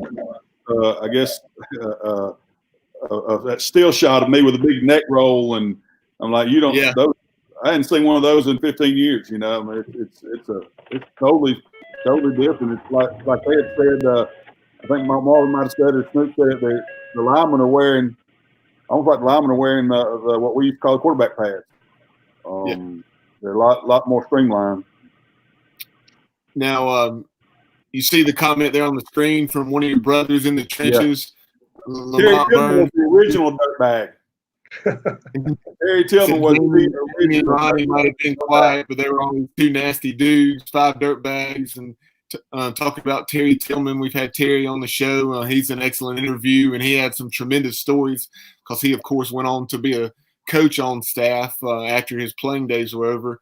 And he also chimed in and said – that me and Danny and Shane used to beat the piss out of many nose guards and linebackers. Hey, Danny talked about that article that the Daily Reflector did. I think it was the Daily Reflector did an article, and it had us 5 sitting there by the goalpost, kind of at an angle, and the title up was they call them dirtbags. We recently moved back home a few months ago, and I was going through my stuff and I found that, but they did Jags didn't want them to do it. He didn't want them to come out, and they interviewed all of us. And it was like before practice, we had to get our game jersey on. We're standing out there in front of the goalposts, and Jags was really pissed about it. He didn't want them to do that. He said, "You can't do linemen can't have that recognition." And sure as world, we come out next week and play like crap up front. We're really bad up front, and he went off. He said, "I told you, you can't give a fat guy recognition like that because they'll completely screw it up. They're not used to it." And that's set with me for a lot of years. That's funny. Yeah, one of my favorite experience one of my favorite stories about Lamont Burns is we had the game before NC State, so we played Memphis, and we went to Memphis, and we didn't play very good offensively. Like, we pulled out a game. I think it was I had it was 20-10 maybe. Yeah, and we just we didn't run the ball well. It was right now Mark C is hurt, and Danny's in, and so we're kind of only a couple games that we've had Danny in there, and so we're just kind of not in sync, and we turned the ball over a lot, and we pulled it out. Defense played well. And so Coach Logan hammered the O-line and the offense, just in the meeting room, and then I guess maybe in the newspaper. And then so that week of the game, some players are invited to the media, the media day, there on a Monday. And so Lamont comes in with a full speech written out and gathers all the media around and just basically lays it on the line that this is what you're going to see this week. And kind of walked out, like dropped the mic and walked out. And he was right, because that week was the NC State game where Scott ran for 350 and the offense scored 59 points or whatever. So great story there, as Lamont was pissed off at kind of the way Coach Logan attacked the offensive line and the offense, and he went into the media day with a statement to read, and that was a good story. Fun. Yeah, there was no doubt how he was going to respond to that. There ain't no doubt. No doubt.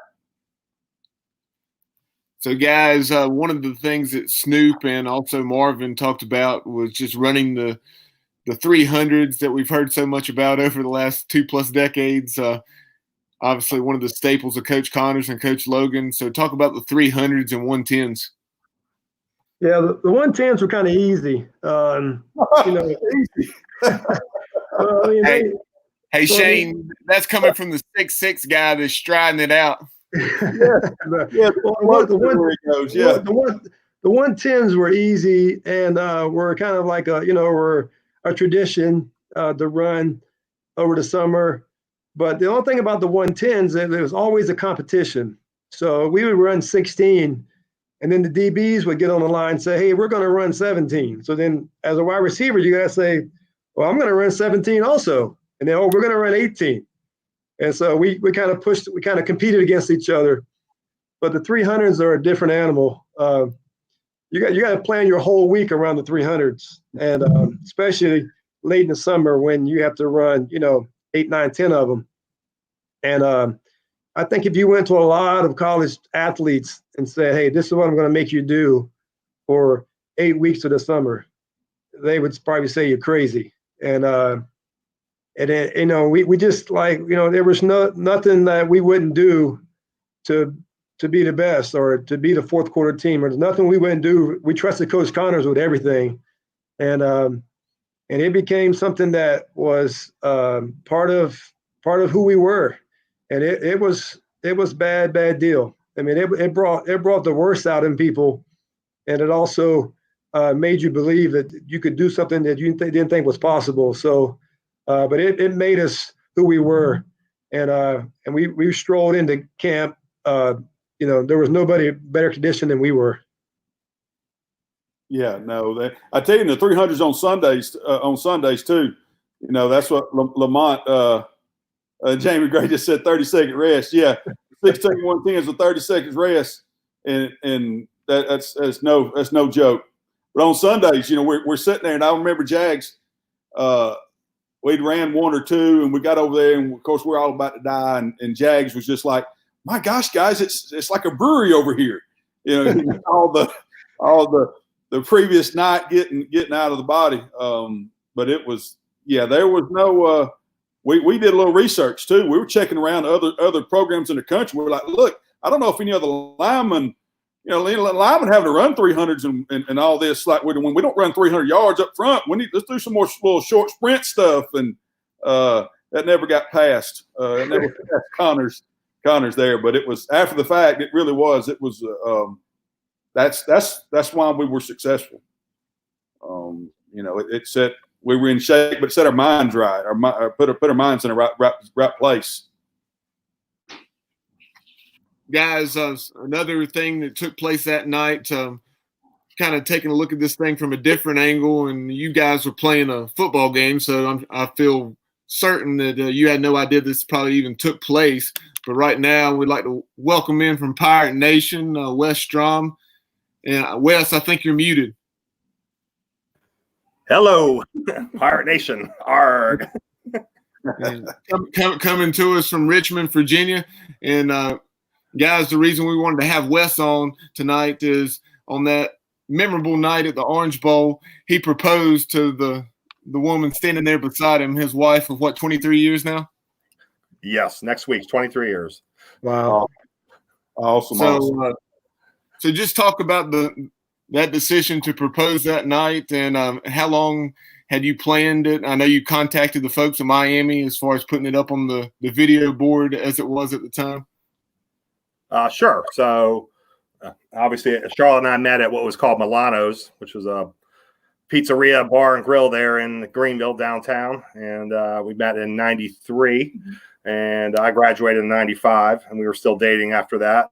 And I grew up in South Florida, down there near Fort Lauderdale area, Pompano Beach. And figured I saw the schedule coming out in 96, and I knew I was going to propose to her. And I got the big idea to be that guy who puts it on the scoreboard. So contacted the University of Miami, and at first they said, we get too many requests for that. We can't do that. Sorry. And I was like, okay. So I made arrangements with Petey the Pirate to carry a handmade sign that an art student at ECU had made to meet us up in the stands.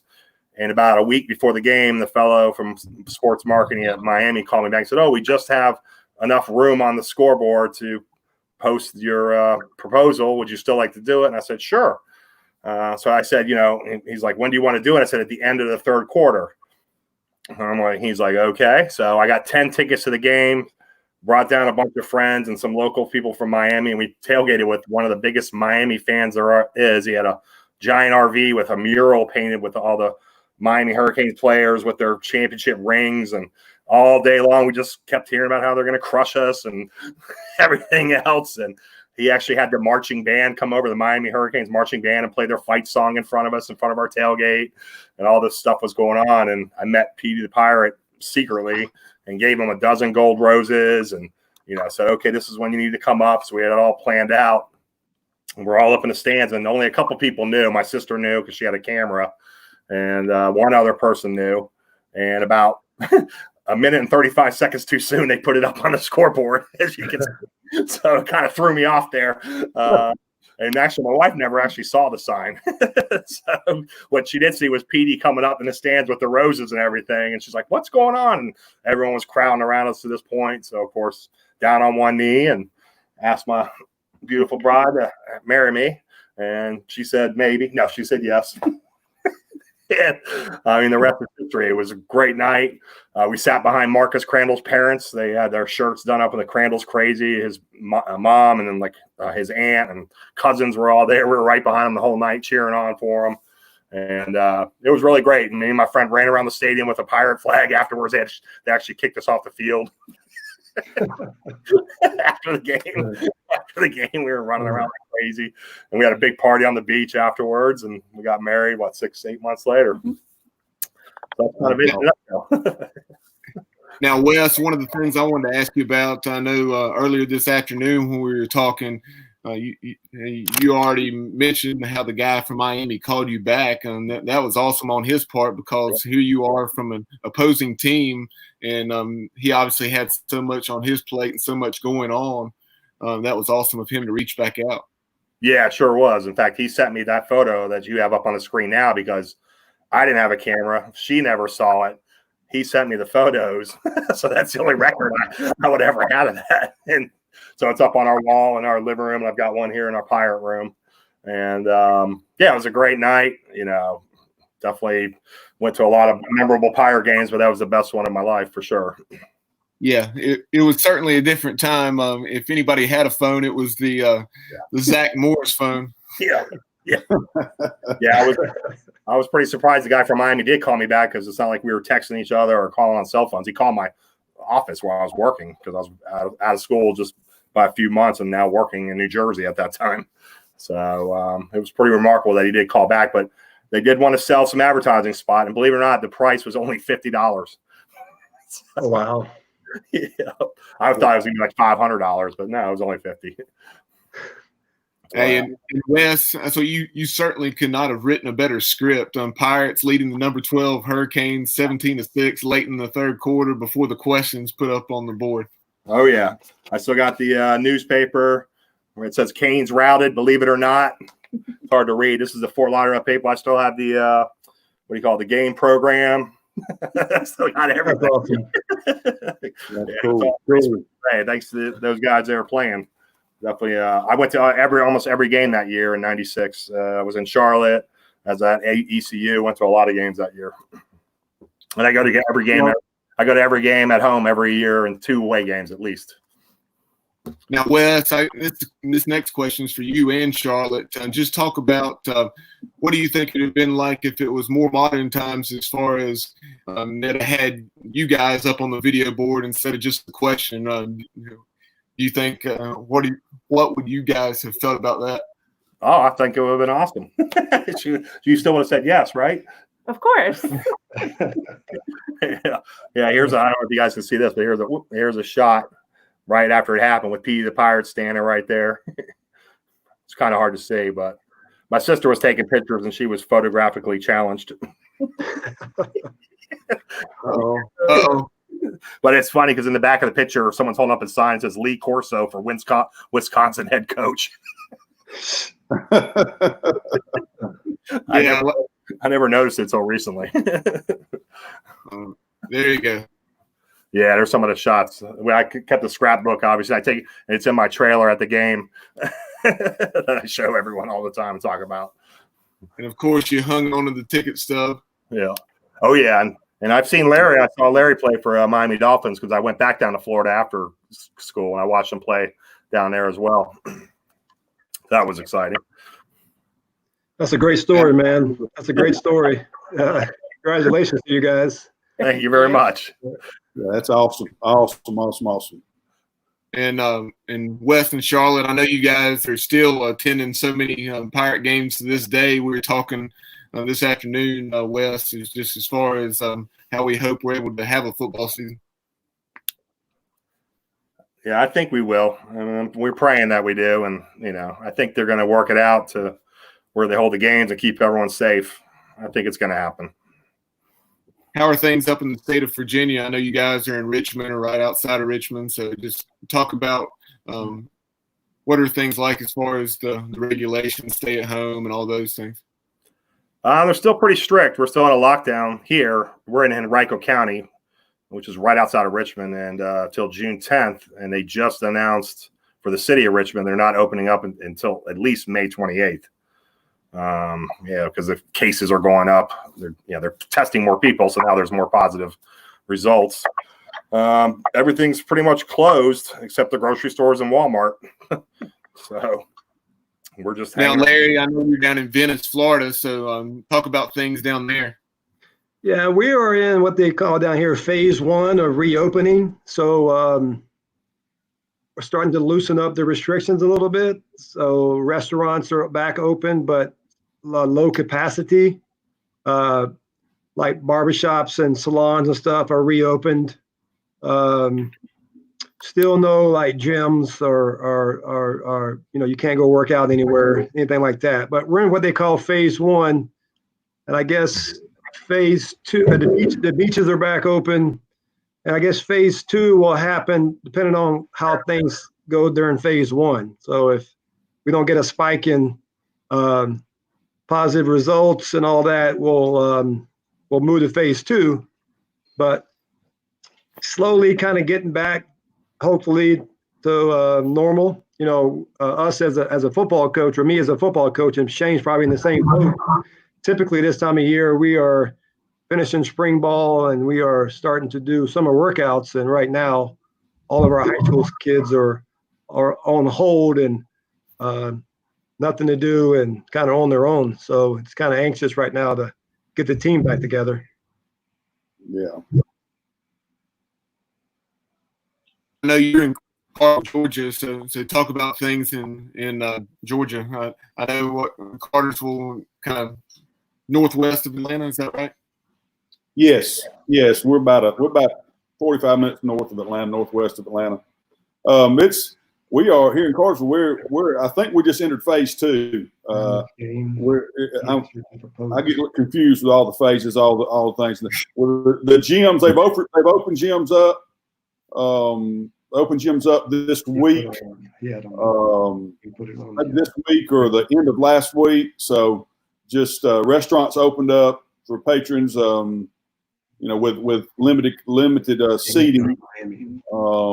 But it's I like Larry. It's tough. I mean, we got guys that we're having Zoom meetings weekly with our guys, with our staff.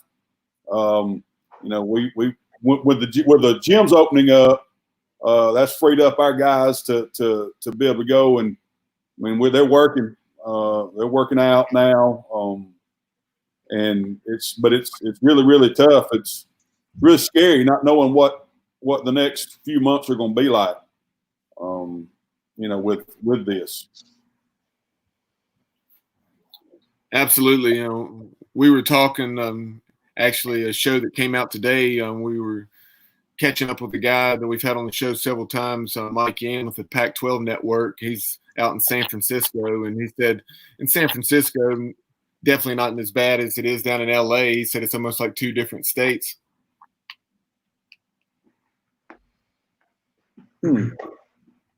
Yeah, I saw something today.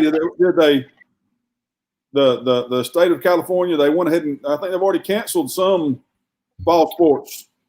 The Cal State system, they're going to have online classes, so that includes the likes of Fresno State, San Diego State, and some of those Mountain West Conference schools.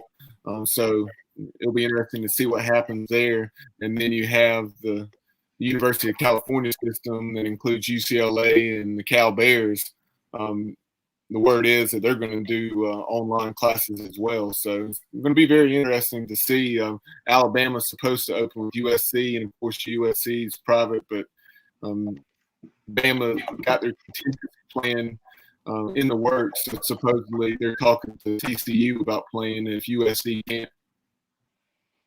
Yeah, the high school association out there, I thought I read something today where they're a lot of the public schools, they've already said there's going to be no football, and the private schools can make a decision, if they wanted to play, or there's so much unknown right now. Yeah, it does surprise me that California would, if one state's going to react in that direction this soon, it would be California. Just like I would expect Texas to say we're playing football, I would expect California to say, well, probably not. So who knows who's right or who's wrong? I personally think in May it's a little early to say what you're going to do in September. Exactly. I agree. Yeah, it's early. The Oregon, I think Oregon's president said that there's be no fans for any activities through the end of September.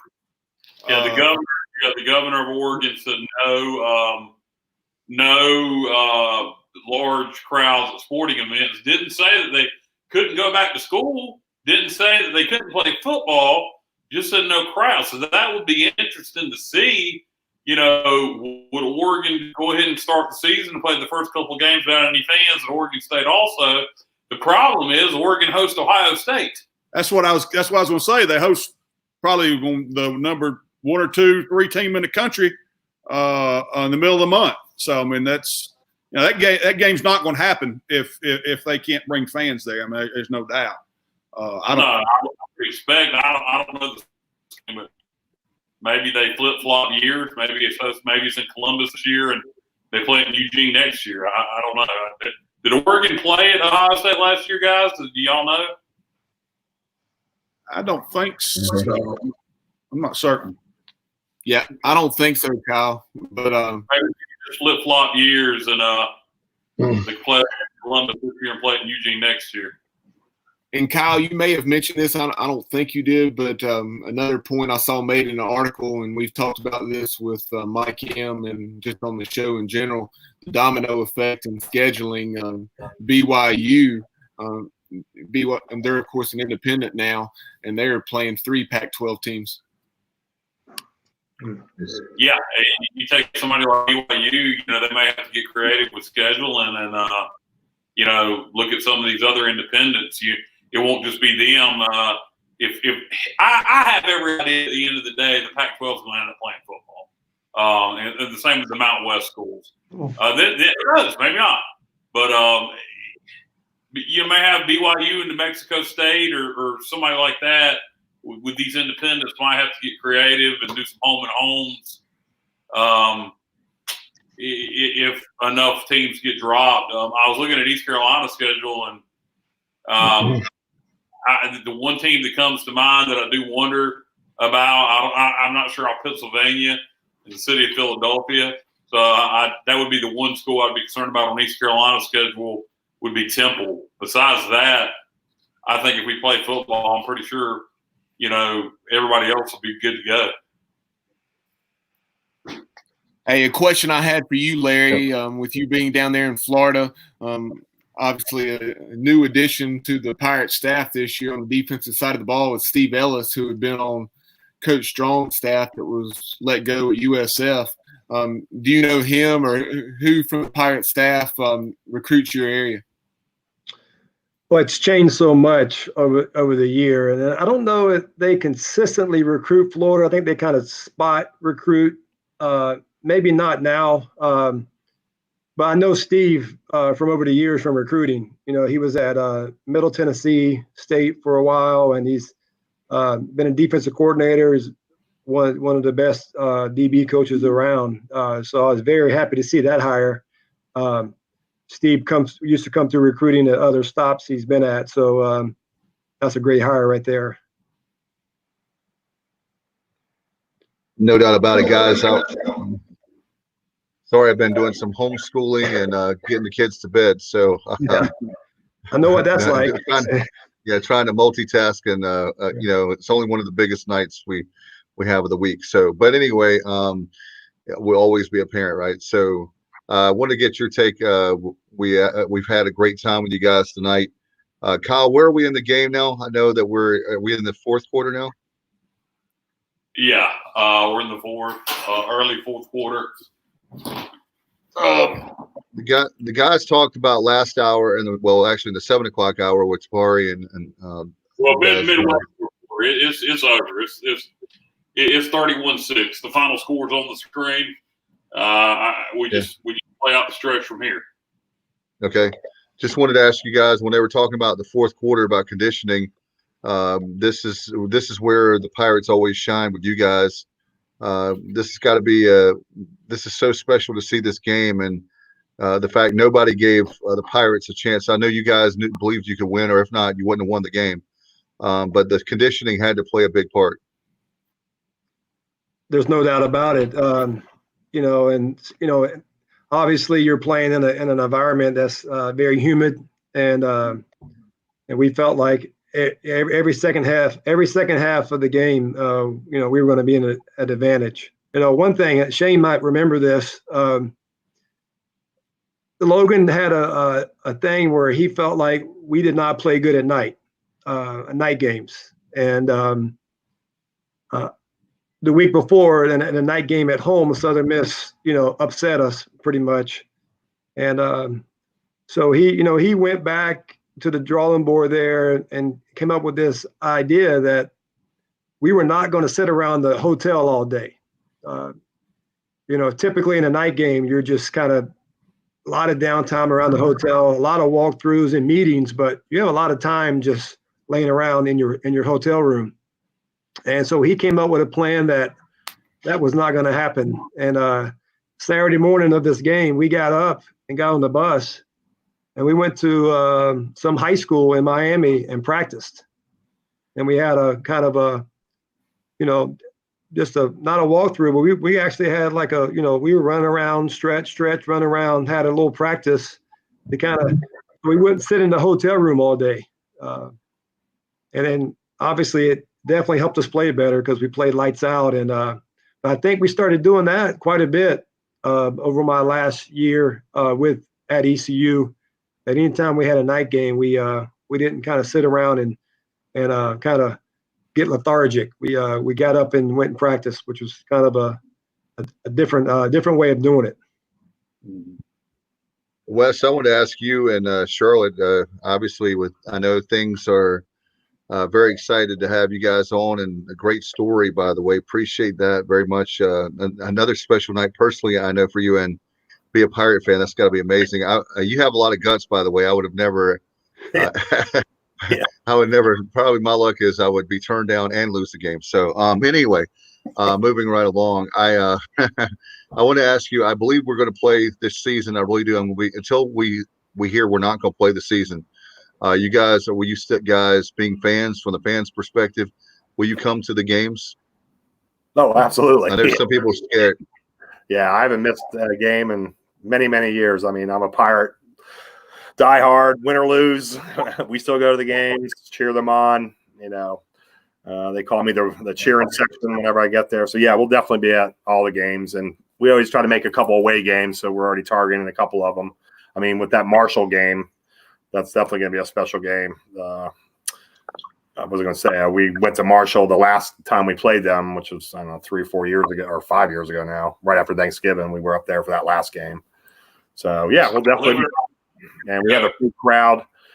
We hang out – I tailgate with a lot of the players' parents, Sean Bailey and a couple other players' parents, Ricky Prohl and all them. We all tailgate together.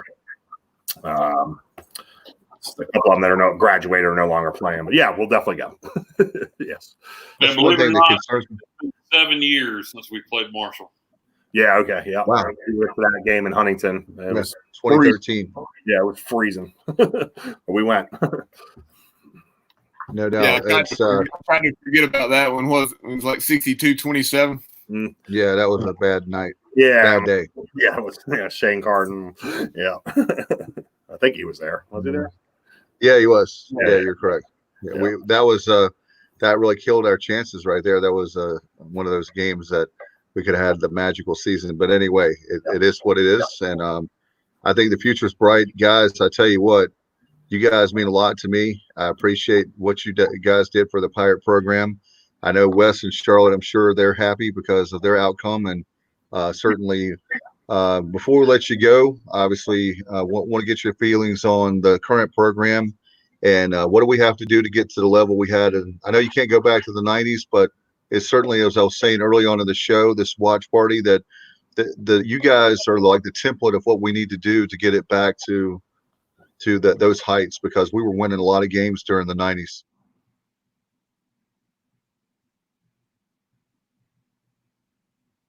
Yeah, I'll go first, I guess. Okay. I mean, obviously we got to have consistency, as far as the staff and a head coach. I think obviously last year, Coach Houston's first year showed a lot of promise. I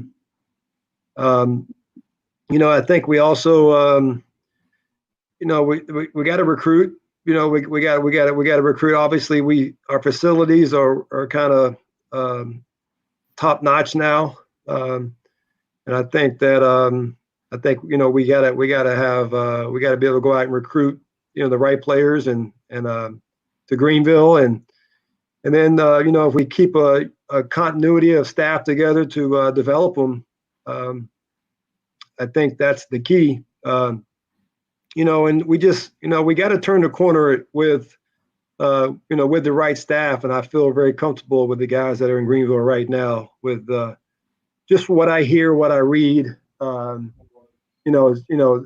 just from the way the fans feel about the new staff, I just think we're on the right track of getting back, to consistency and bowl games, and it's just obviously, you got to have great quarterback play. And I feel like there's a guy there right now that's the real deal. And I heard we recruited another good one. And then, and I think it still comes down to what kind of Snoop and Marvin kind of commented on was, one thing that we have not done here recently is play defense. We haven't played good defense over the last, few years. And we've had some really good offenses, but we've struggled defensively. And so I think, getting consistent on defense and having a continuity together as a staff, I think that's what we need. Yeah, that's No doubt. I was asking. well, you gotta play defense. Yeah, definitely. I think that's I think we're going headed in the right direction. I don't know. I know that staff has won a lot of football games. I don't know many. I know Shankweiler. I've known him for years. He actually recruits our area. He actually offered one of our old linemen. Didn't work out, but I think they got a quarterback that's been offered or committed there from I want to say from Cedartown. They were this past year in our region. A really good football player. I can't remember his name right now. But I tell you, they need to. I mean, I'm a Georgia guy. Larry's a Florida guy. They need to recruit Georgia and Florida. They need. I can't remember when I came in. I came in my class. It was from Georgia. Was Jason Nichols, B.J. Crane, Lorenzo West, me. There was like 6 of us, like just from the Metro Atlanta area. And there's good football all over the country. But I think you've got to recruit. You've got to recruit the South. You got to recruit Georgia. You got to recruit Florida. I want to say when I got to ECU, there was maybe 17 of us from Florida when I got there, and when I left, there was only my senior year. There was only 3. Yeah. Guys, I want to mention that it's an interesting thing that's happened in recruiting. There's 4 offers as far as the 2021 class. Offensive lineman from Alabama. Have you heard about that? No, I haven't heard about that. I like it. I like it a lot, but I haven't heard who those are. Heard about that. Yeah, like I was telling Bubba earlier today, getting ready for this show, that I don't care if they're wherever they're from, as long as they can play. And there's a lot of talent, man, in that area, the Deep South. There's a lot of talent for Division I football, and not everybody can play at the Alabamas, the Auburns, the Georgias of the world, and why not East Carolina? I mean, if you don't think big, then you're not going to be big. And I always say that, and not only this podcast, but if it's a business, if it's playing football, whatever. Yeah, high school football in North Carolina the last couple of years hasn't been very strong, particularly on the interior. So it would make sense to go to Alabama, Georgia, particularly for linemen. Yeah, I know. 21 class, I think, coming up is. But. Yeah, we have a couple kids that got offered by the Pirates back in the early spring down here on my squad. So they are recruiting. They are offering people in the South, which I think is a great start. And like you say, if you offer enough kids that and you get them to Greenville on a visit. You have a chance, no matter who's recruiting them. What about our friend, right, Mike Mullis of 5 Star Virtual has done a nice job, and I know the name escapes me now from Arkansas, Kyle, the grad transfer, but he actually saw the locker room, everything virtually. It's a new technology, or certainly with mapping and everything, and that made his decision to come to Greenville. He really couldn't obviously come to Greenville, but that really helped. Have you guys heard about that, about 5 Star Virtual and about the new technology now where guys, it's actually helped us out, a blessing in disguise to have something like that come out about the time of social distancing and all the problems we have with COVID-19?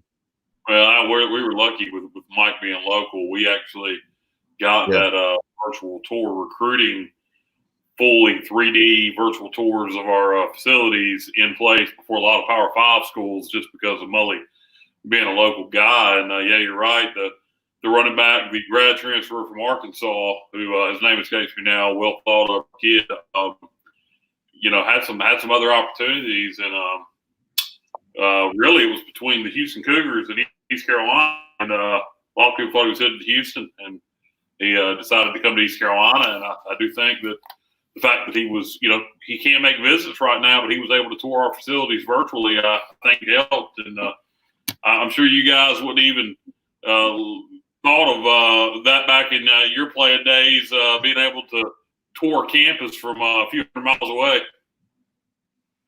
It's crazy. It's wild. This technology is unbelievable. The fact that we can do a show and be all together in different living rooms at the same time is amazing. I would have never thought that, being in Greenville on campus, walking to class, and then that was pretty much the beginning of the internet during that time for East Carolina. A mainframe, I remember back then. Guys, what was the what we talked about it earlier? What the plane flight back home was, and the reaction when you guys got to the airport and saw the crowd there. What was the locker room like immediately after this game in the Orange Bowl, celebrating this win? Nuts. I get chill bumps thinking about it a little bit. Just to see the smile on everybody's faces, and the coaches just like, it was a family. It was a family celebration with everybody. Just something that we did, something that we believed in, that we knew we could do, and that you get to get in that locker room and celebrate with everybody, and was just the memories that you have on wins like that. It was just amazing. How many you guys got back to town? The three of you and your teammates, when you got back to town, and you got to go out in downtown Greenville. I don't know, maybe Wednesday night or whatever the next night was. You guys went out. How was it? Were wins like that good for phone numbers?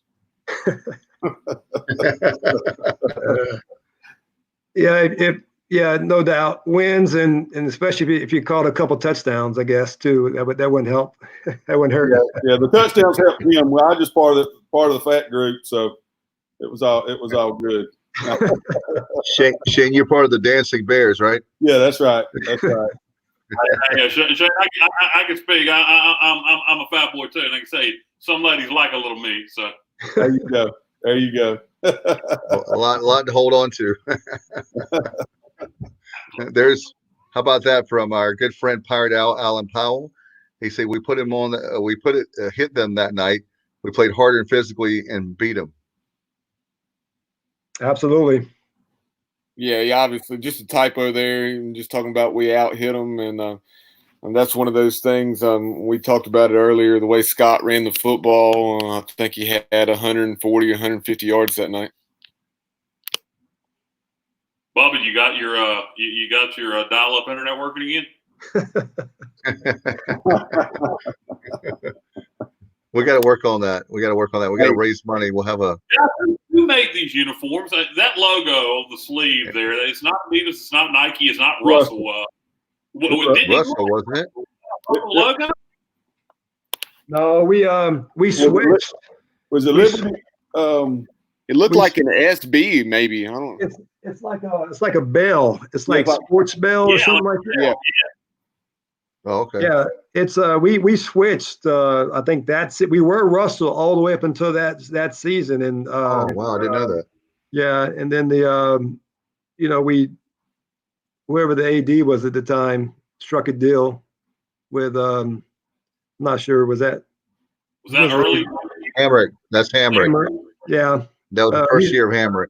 Yeah, he struck a deal, and the equipment staff hated him. Russell was a great jersey, and he switched on us, and the equipment staff wasn't fond of that new material. Yeah, I can remember seeing that logo, now that I'm watching this game, and it wasn't too many more years actually we switched back to Russell. We didn't use that brand long, but I can remember seeing that weird bell logo, and I don't know what that. I thought all during that time it was Russell, so I learned something tonight. I didn't realize that. Hey, like you're saying, Kyle, I remember during the Garrard era, I remember him wearing Russell. And then what year did we go to Nike? Was that under John Thompson? Or no, that wasn't until well after that. Yeah, with John Thompson, we went. John Thompson, we went with Adidas. No, did we go Adidas or it was Adidas? Adidas was provider and shoe provider, but That's Russell did the uniform. That's right. Right. We didn't get Nike or the uniforms until I want to say 07. Was the first year of Skip, right? Say again? Yeah. I remember being under Skip Holtz. I didn't know the year. Yeah, it was 06 or 07 under Skip because initially Skip was Russell, and then we had Nike up until Jeffrey Comfer signed the deal with Adidas, which I really didn't have a problem with that. Jeff Comfer didn't do much right, but if Adidas offers you more money, you generally sign who offers you more money. So I really didn't have a problem with that. But yeah, I don't know. I just thought it was interesting. Now I'm going to research who this company was. Hey, Kyle, we're actually at the victory formation there. I'm sorry to interrupt you, but guys, it's got to feel really good right there seeing that again, right? It never gets old. No, it doesn't. It doesn't get old. It brings back a lot of good memories. Yeah, no, it does, that was a great night. I mean, a great night. We, when I got drafted by the Dolphins, I just seen one of my teammates there with the Hurricanes, and they were full of excuses of why we beat them. Full of excuses. They had just lost to Florida State, and I was like, well, we just lost to one of our rivals too. And we weren't prepared, and we took y'all lightly. All the excuses in the book, and it doesn't matter. That's right. Like you only play 11, 12 games a year. There ain't no excuses. Yeah, that's what Ed Reed said. That it was our Super Bowl. He was using that line we always get from the Tar Heels and Wolf Puppies. Right. We played NC State later that year. We couldn't play 2 Super Bowls. Yeah, you only get one, but you know what? I don't care if there's 11 Super Bowls. I really don't care. Every game should be a Super Bowl. You should be up for every game. Larry, you're exactly right. Guys, I tell you what a tremendous night. It's been an honor to have you guys on, and same with Wes and Charlotte. Appreciate you guys, Marvin and Tabari early on in the show, and I hope that we can not only for watch parties, but I hope we can do this on a regular basis where we have not only former games, but to have you guys reminisce about different things of your era, maybe certainly with Pirate football as the weeks come and when we get closer to football season. I do believe it's going to be a season. I'm going to say that until I hear we're not going to have a season, we're having a season. So, yeah, I agree, and that's the way we should talk about it. That we are going to have a season. I don't want to, let's talk about, let's go ahead and get in our minds that we are. Maybe we'll spread some good positivity. Yeah, I got no doubt. I got a quick story. Shane, 2 years ago, we're on a bus going to play for the state championship down here in Florida, and we were texting Shane on the bus, me and Coach Peacock. And Shane, were you playing the day before or the morning before? I think it was. I think we were playing the morning. We might have just won one. Yeah, you had just won it, or you were on the way, and basically within 24 hours, Shane's team won a state championship in Georgia, and then we won a state championship down here in Florida. So it was a pretty cool deal to share. Yeah, that's neat. By the way, guys, do you have like a pipeline? You can get a whole bunch of players. I know Larry said that, but Shane, I know you're in Georgia. Larry, you're in Florida. Can you get like a whole bunch of players to come to East Carolina? I mean, y'all got connections. I mean, y'all are. We're trying. Yeah. We'll let Coach Houston and Shank and everybody know to come see you for sure. I want to say special thanks to Larry, Shane. Thank you very much to Marvin, Tabari, Danny Moore, of course, to Stroms. Thank you so much for tonight.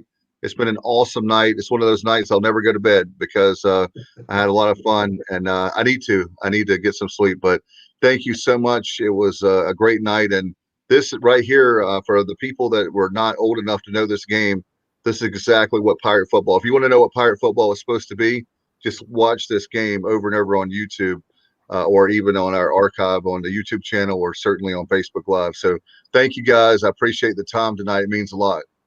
Thank you. Yeah, thanks for having me. Yep. Go Pirates. No doubt. Thank you, guys. It's going to be a great, no doubt. Thank you, Larry. Thank you, Wes. Thank you, Charlotte, very much. Appreciate you guys. Hope you have a good night. Thank you. Means a lot. All right. Thanks to all them. And certainly, by the way, if you have a game, before we forget, if you have a game you're interested in, we'll try to see if we have it.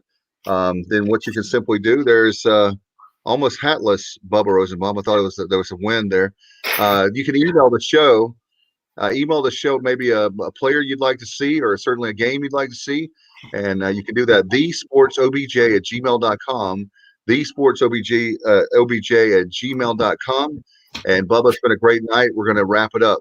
And certainly appreciate, there it is right there. Thank you, Kyle, very much for the audiovisual, dude. Appreciate you as always for that. You got an awesome TV, so we want to use that. There's Butch Davis crying. That's always a great thing. And not only North Carolina and Miami, Bubba, thanks, dude, for putting the show together. It means a lot. And we're going to get out of here. Until next time, you've been watching the Sports Objective Watch Party right here on the Sports Objective. Good night, everybody. Go Pirates. Go Pirates. You got to turn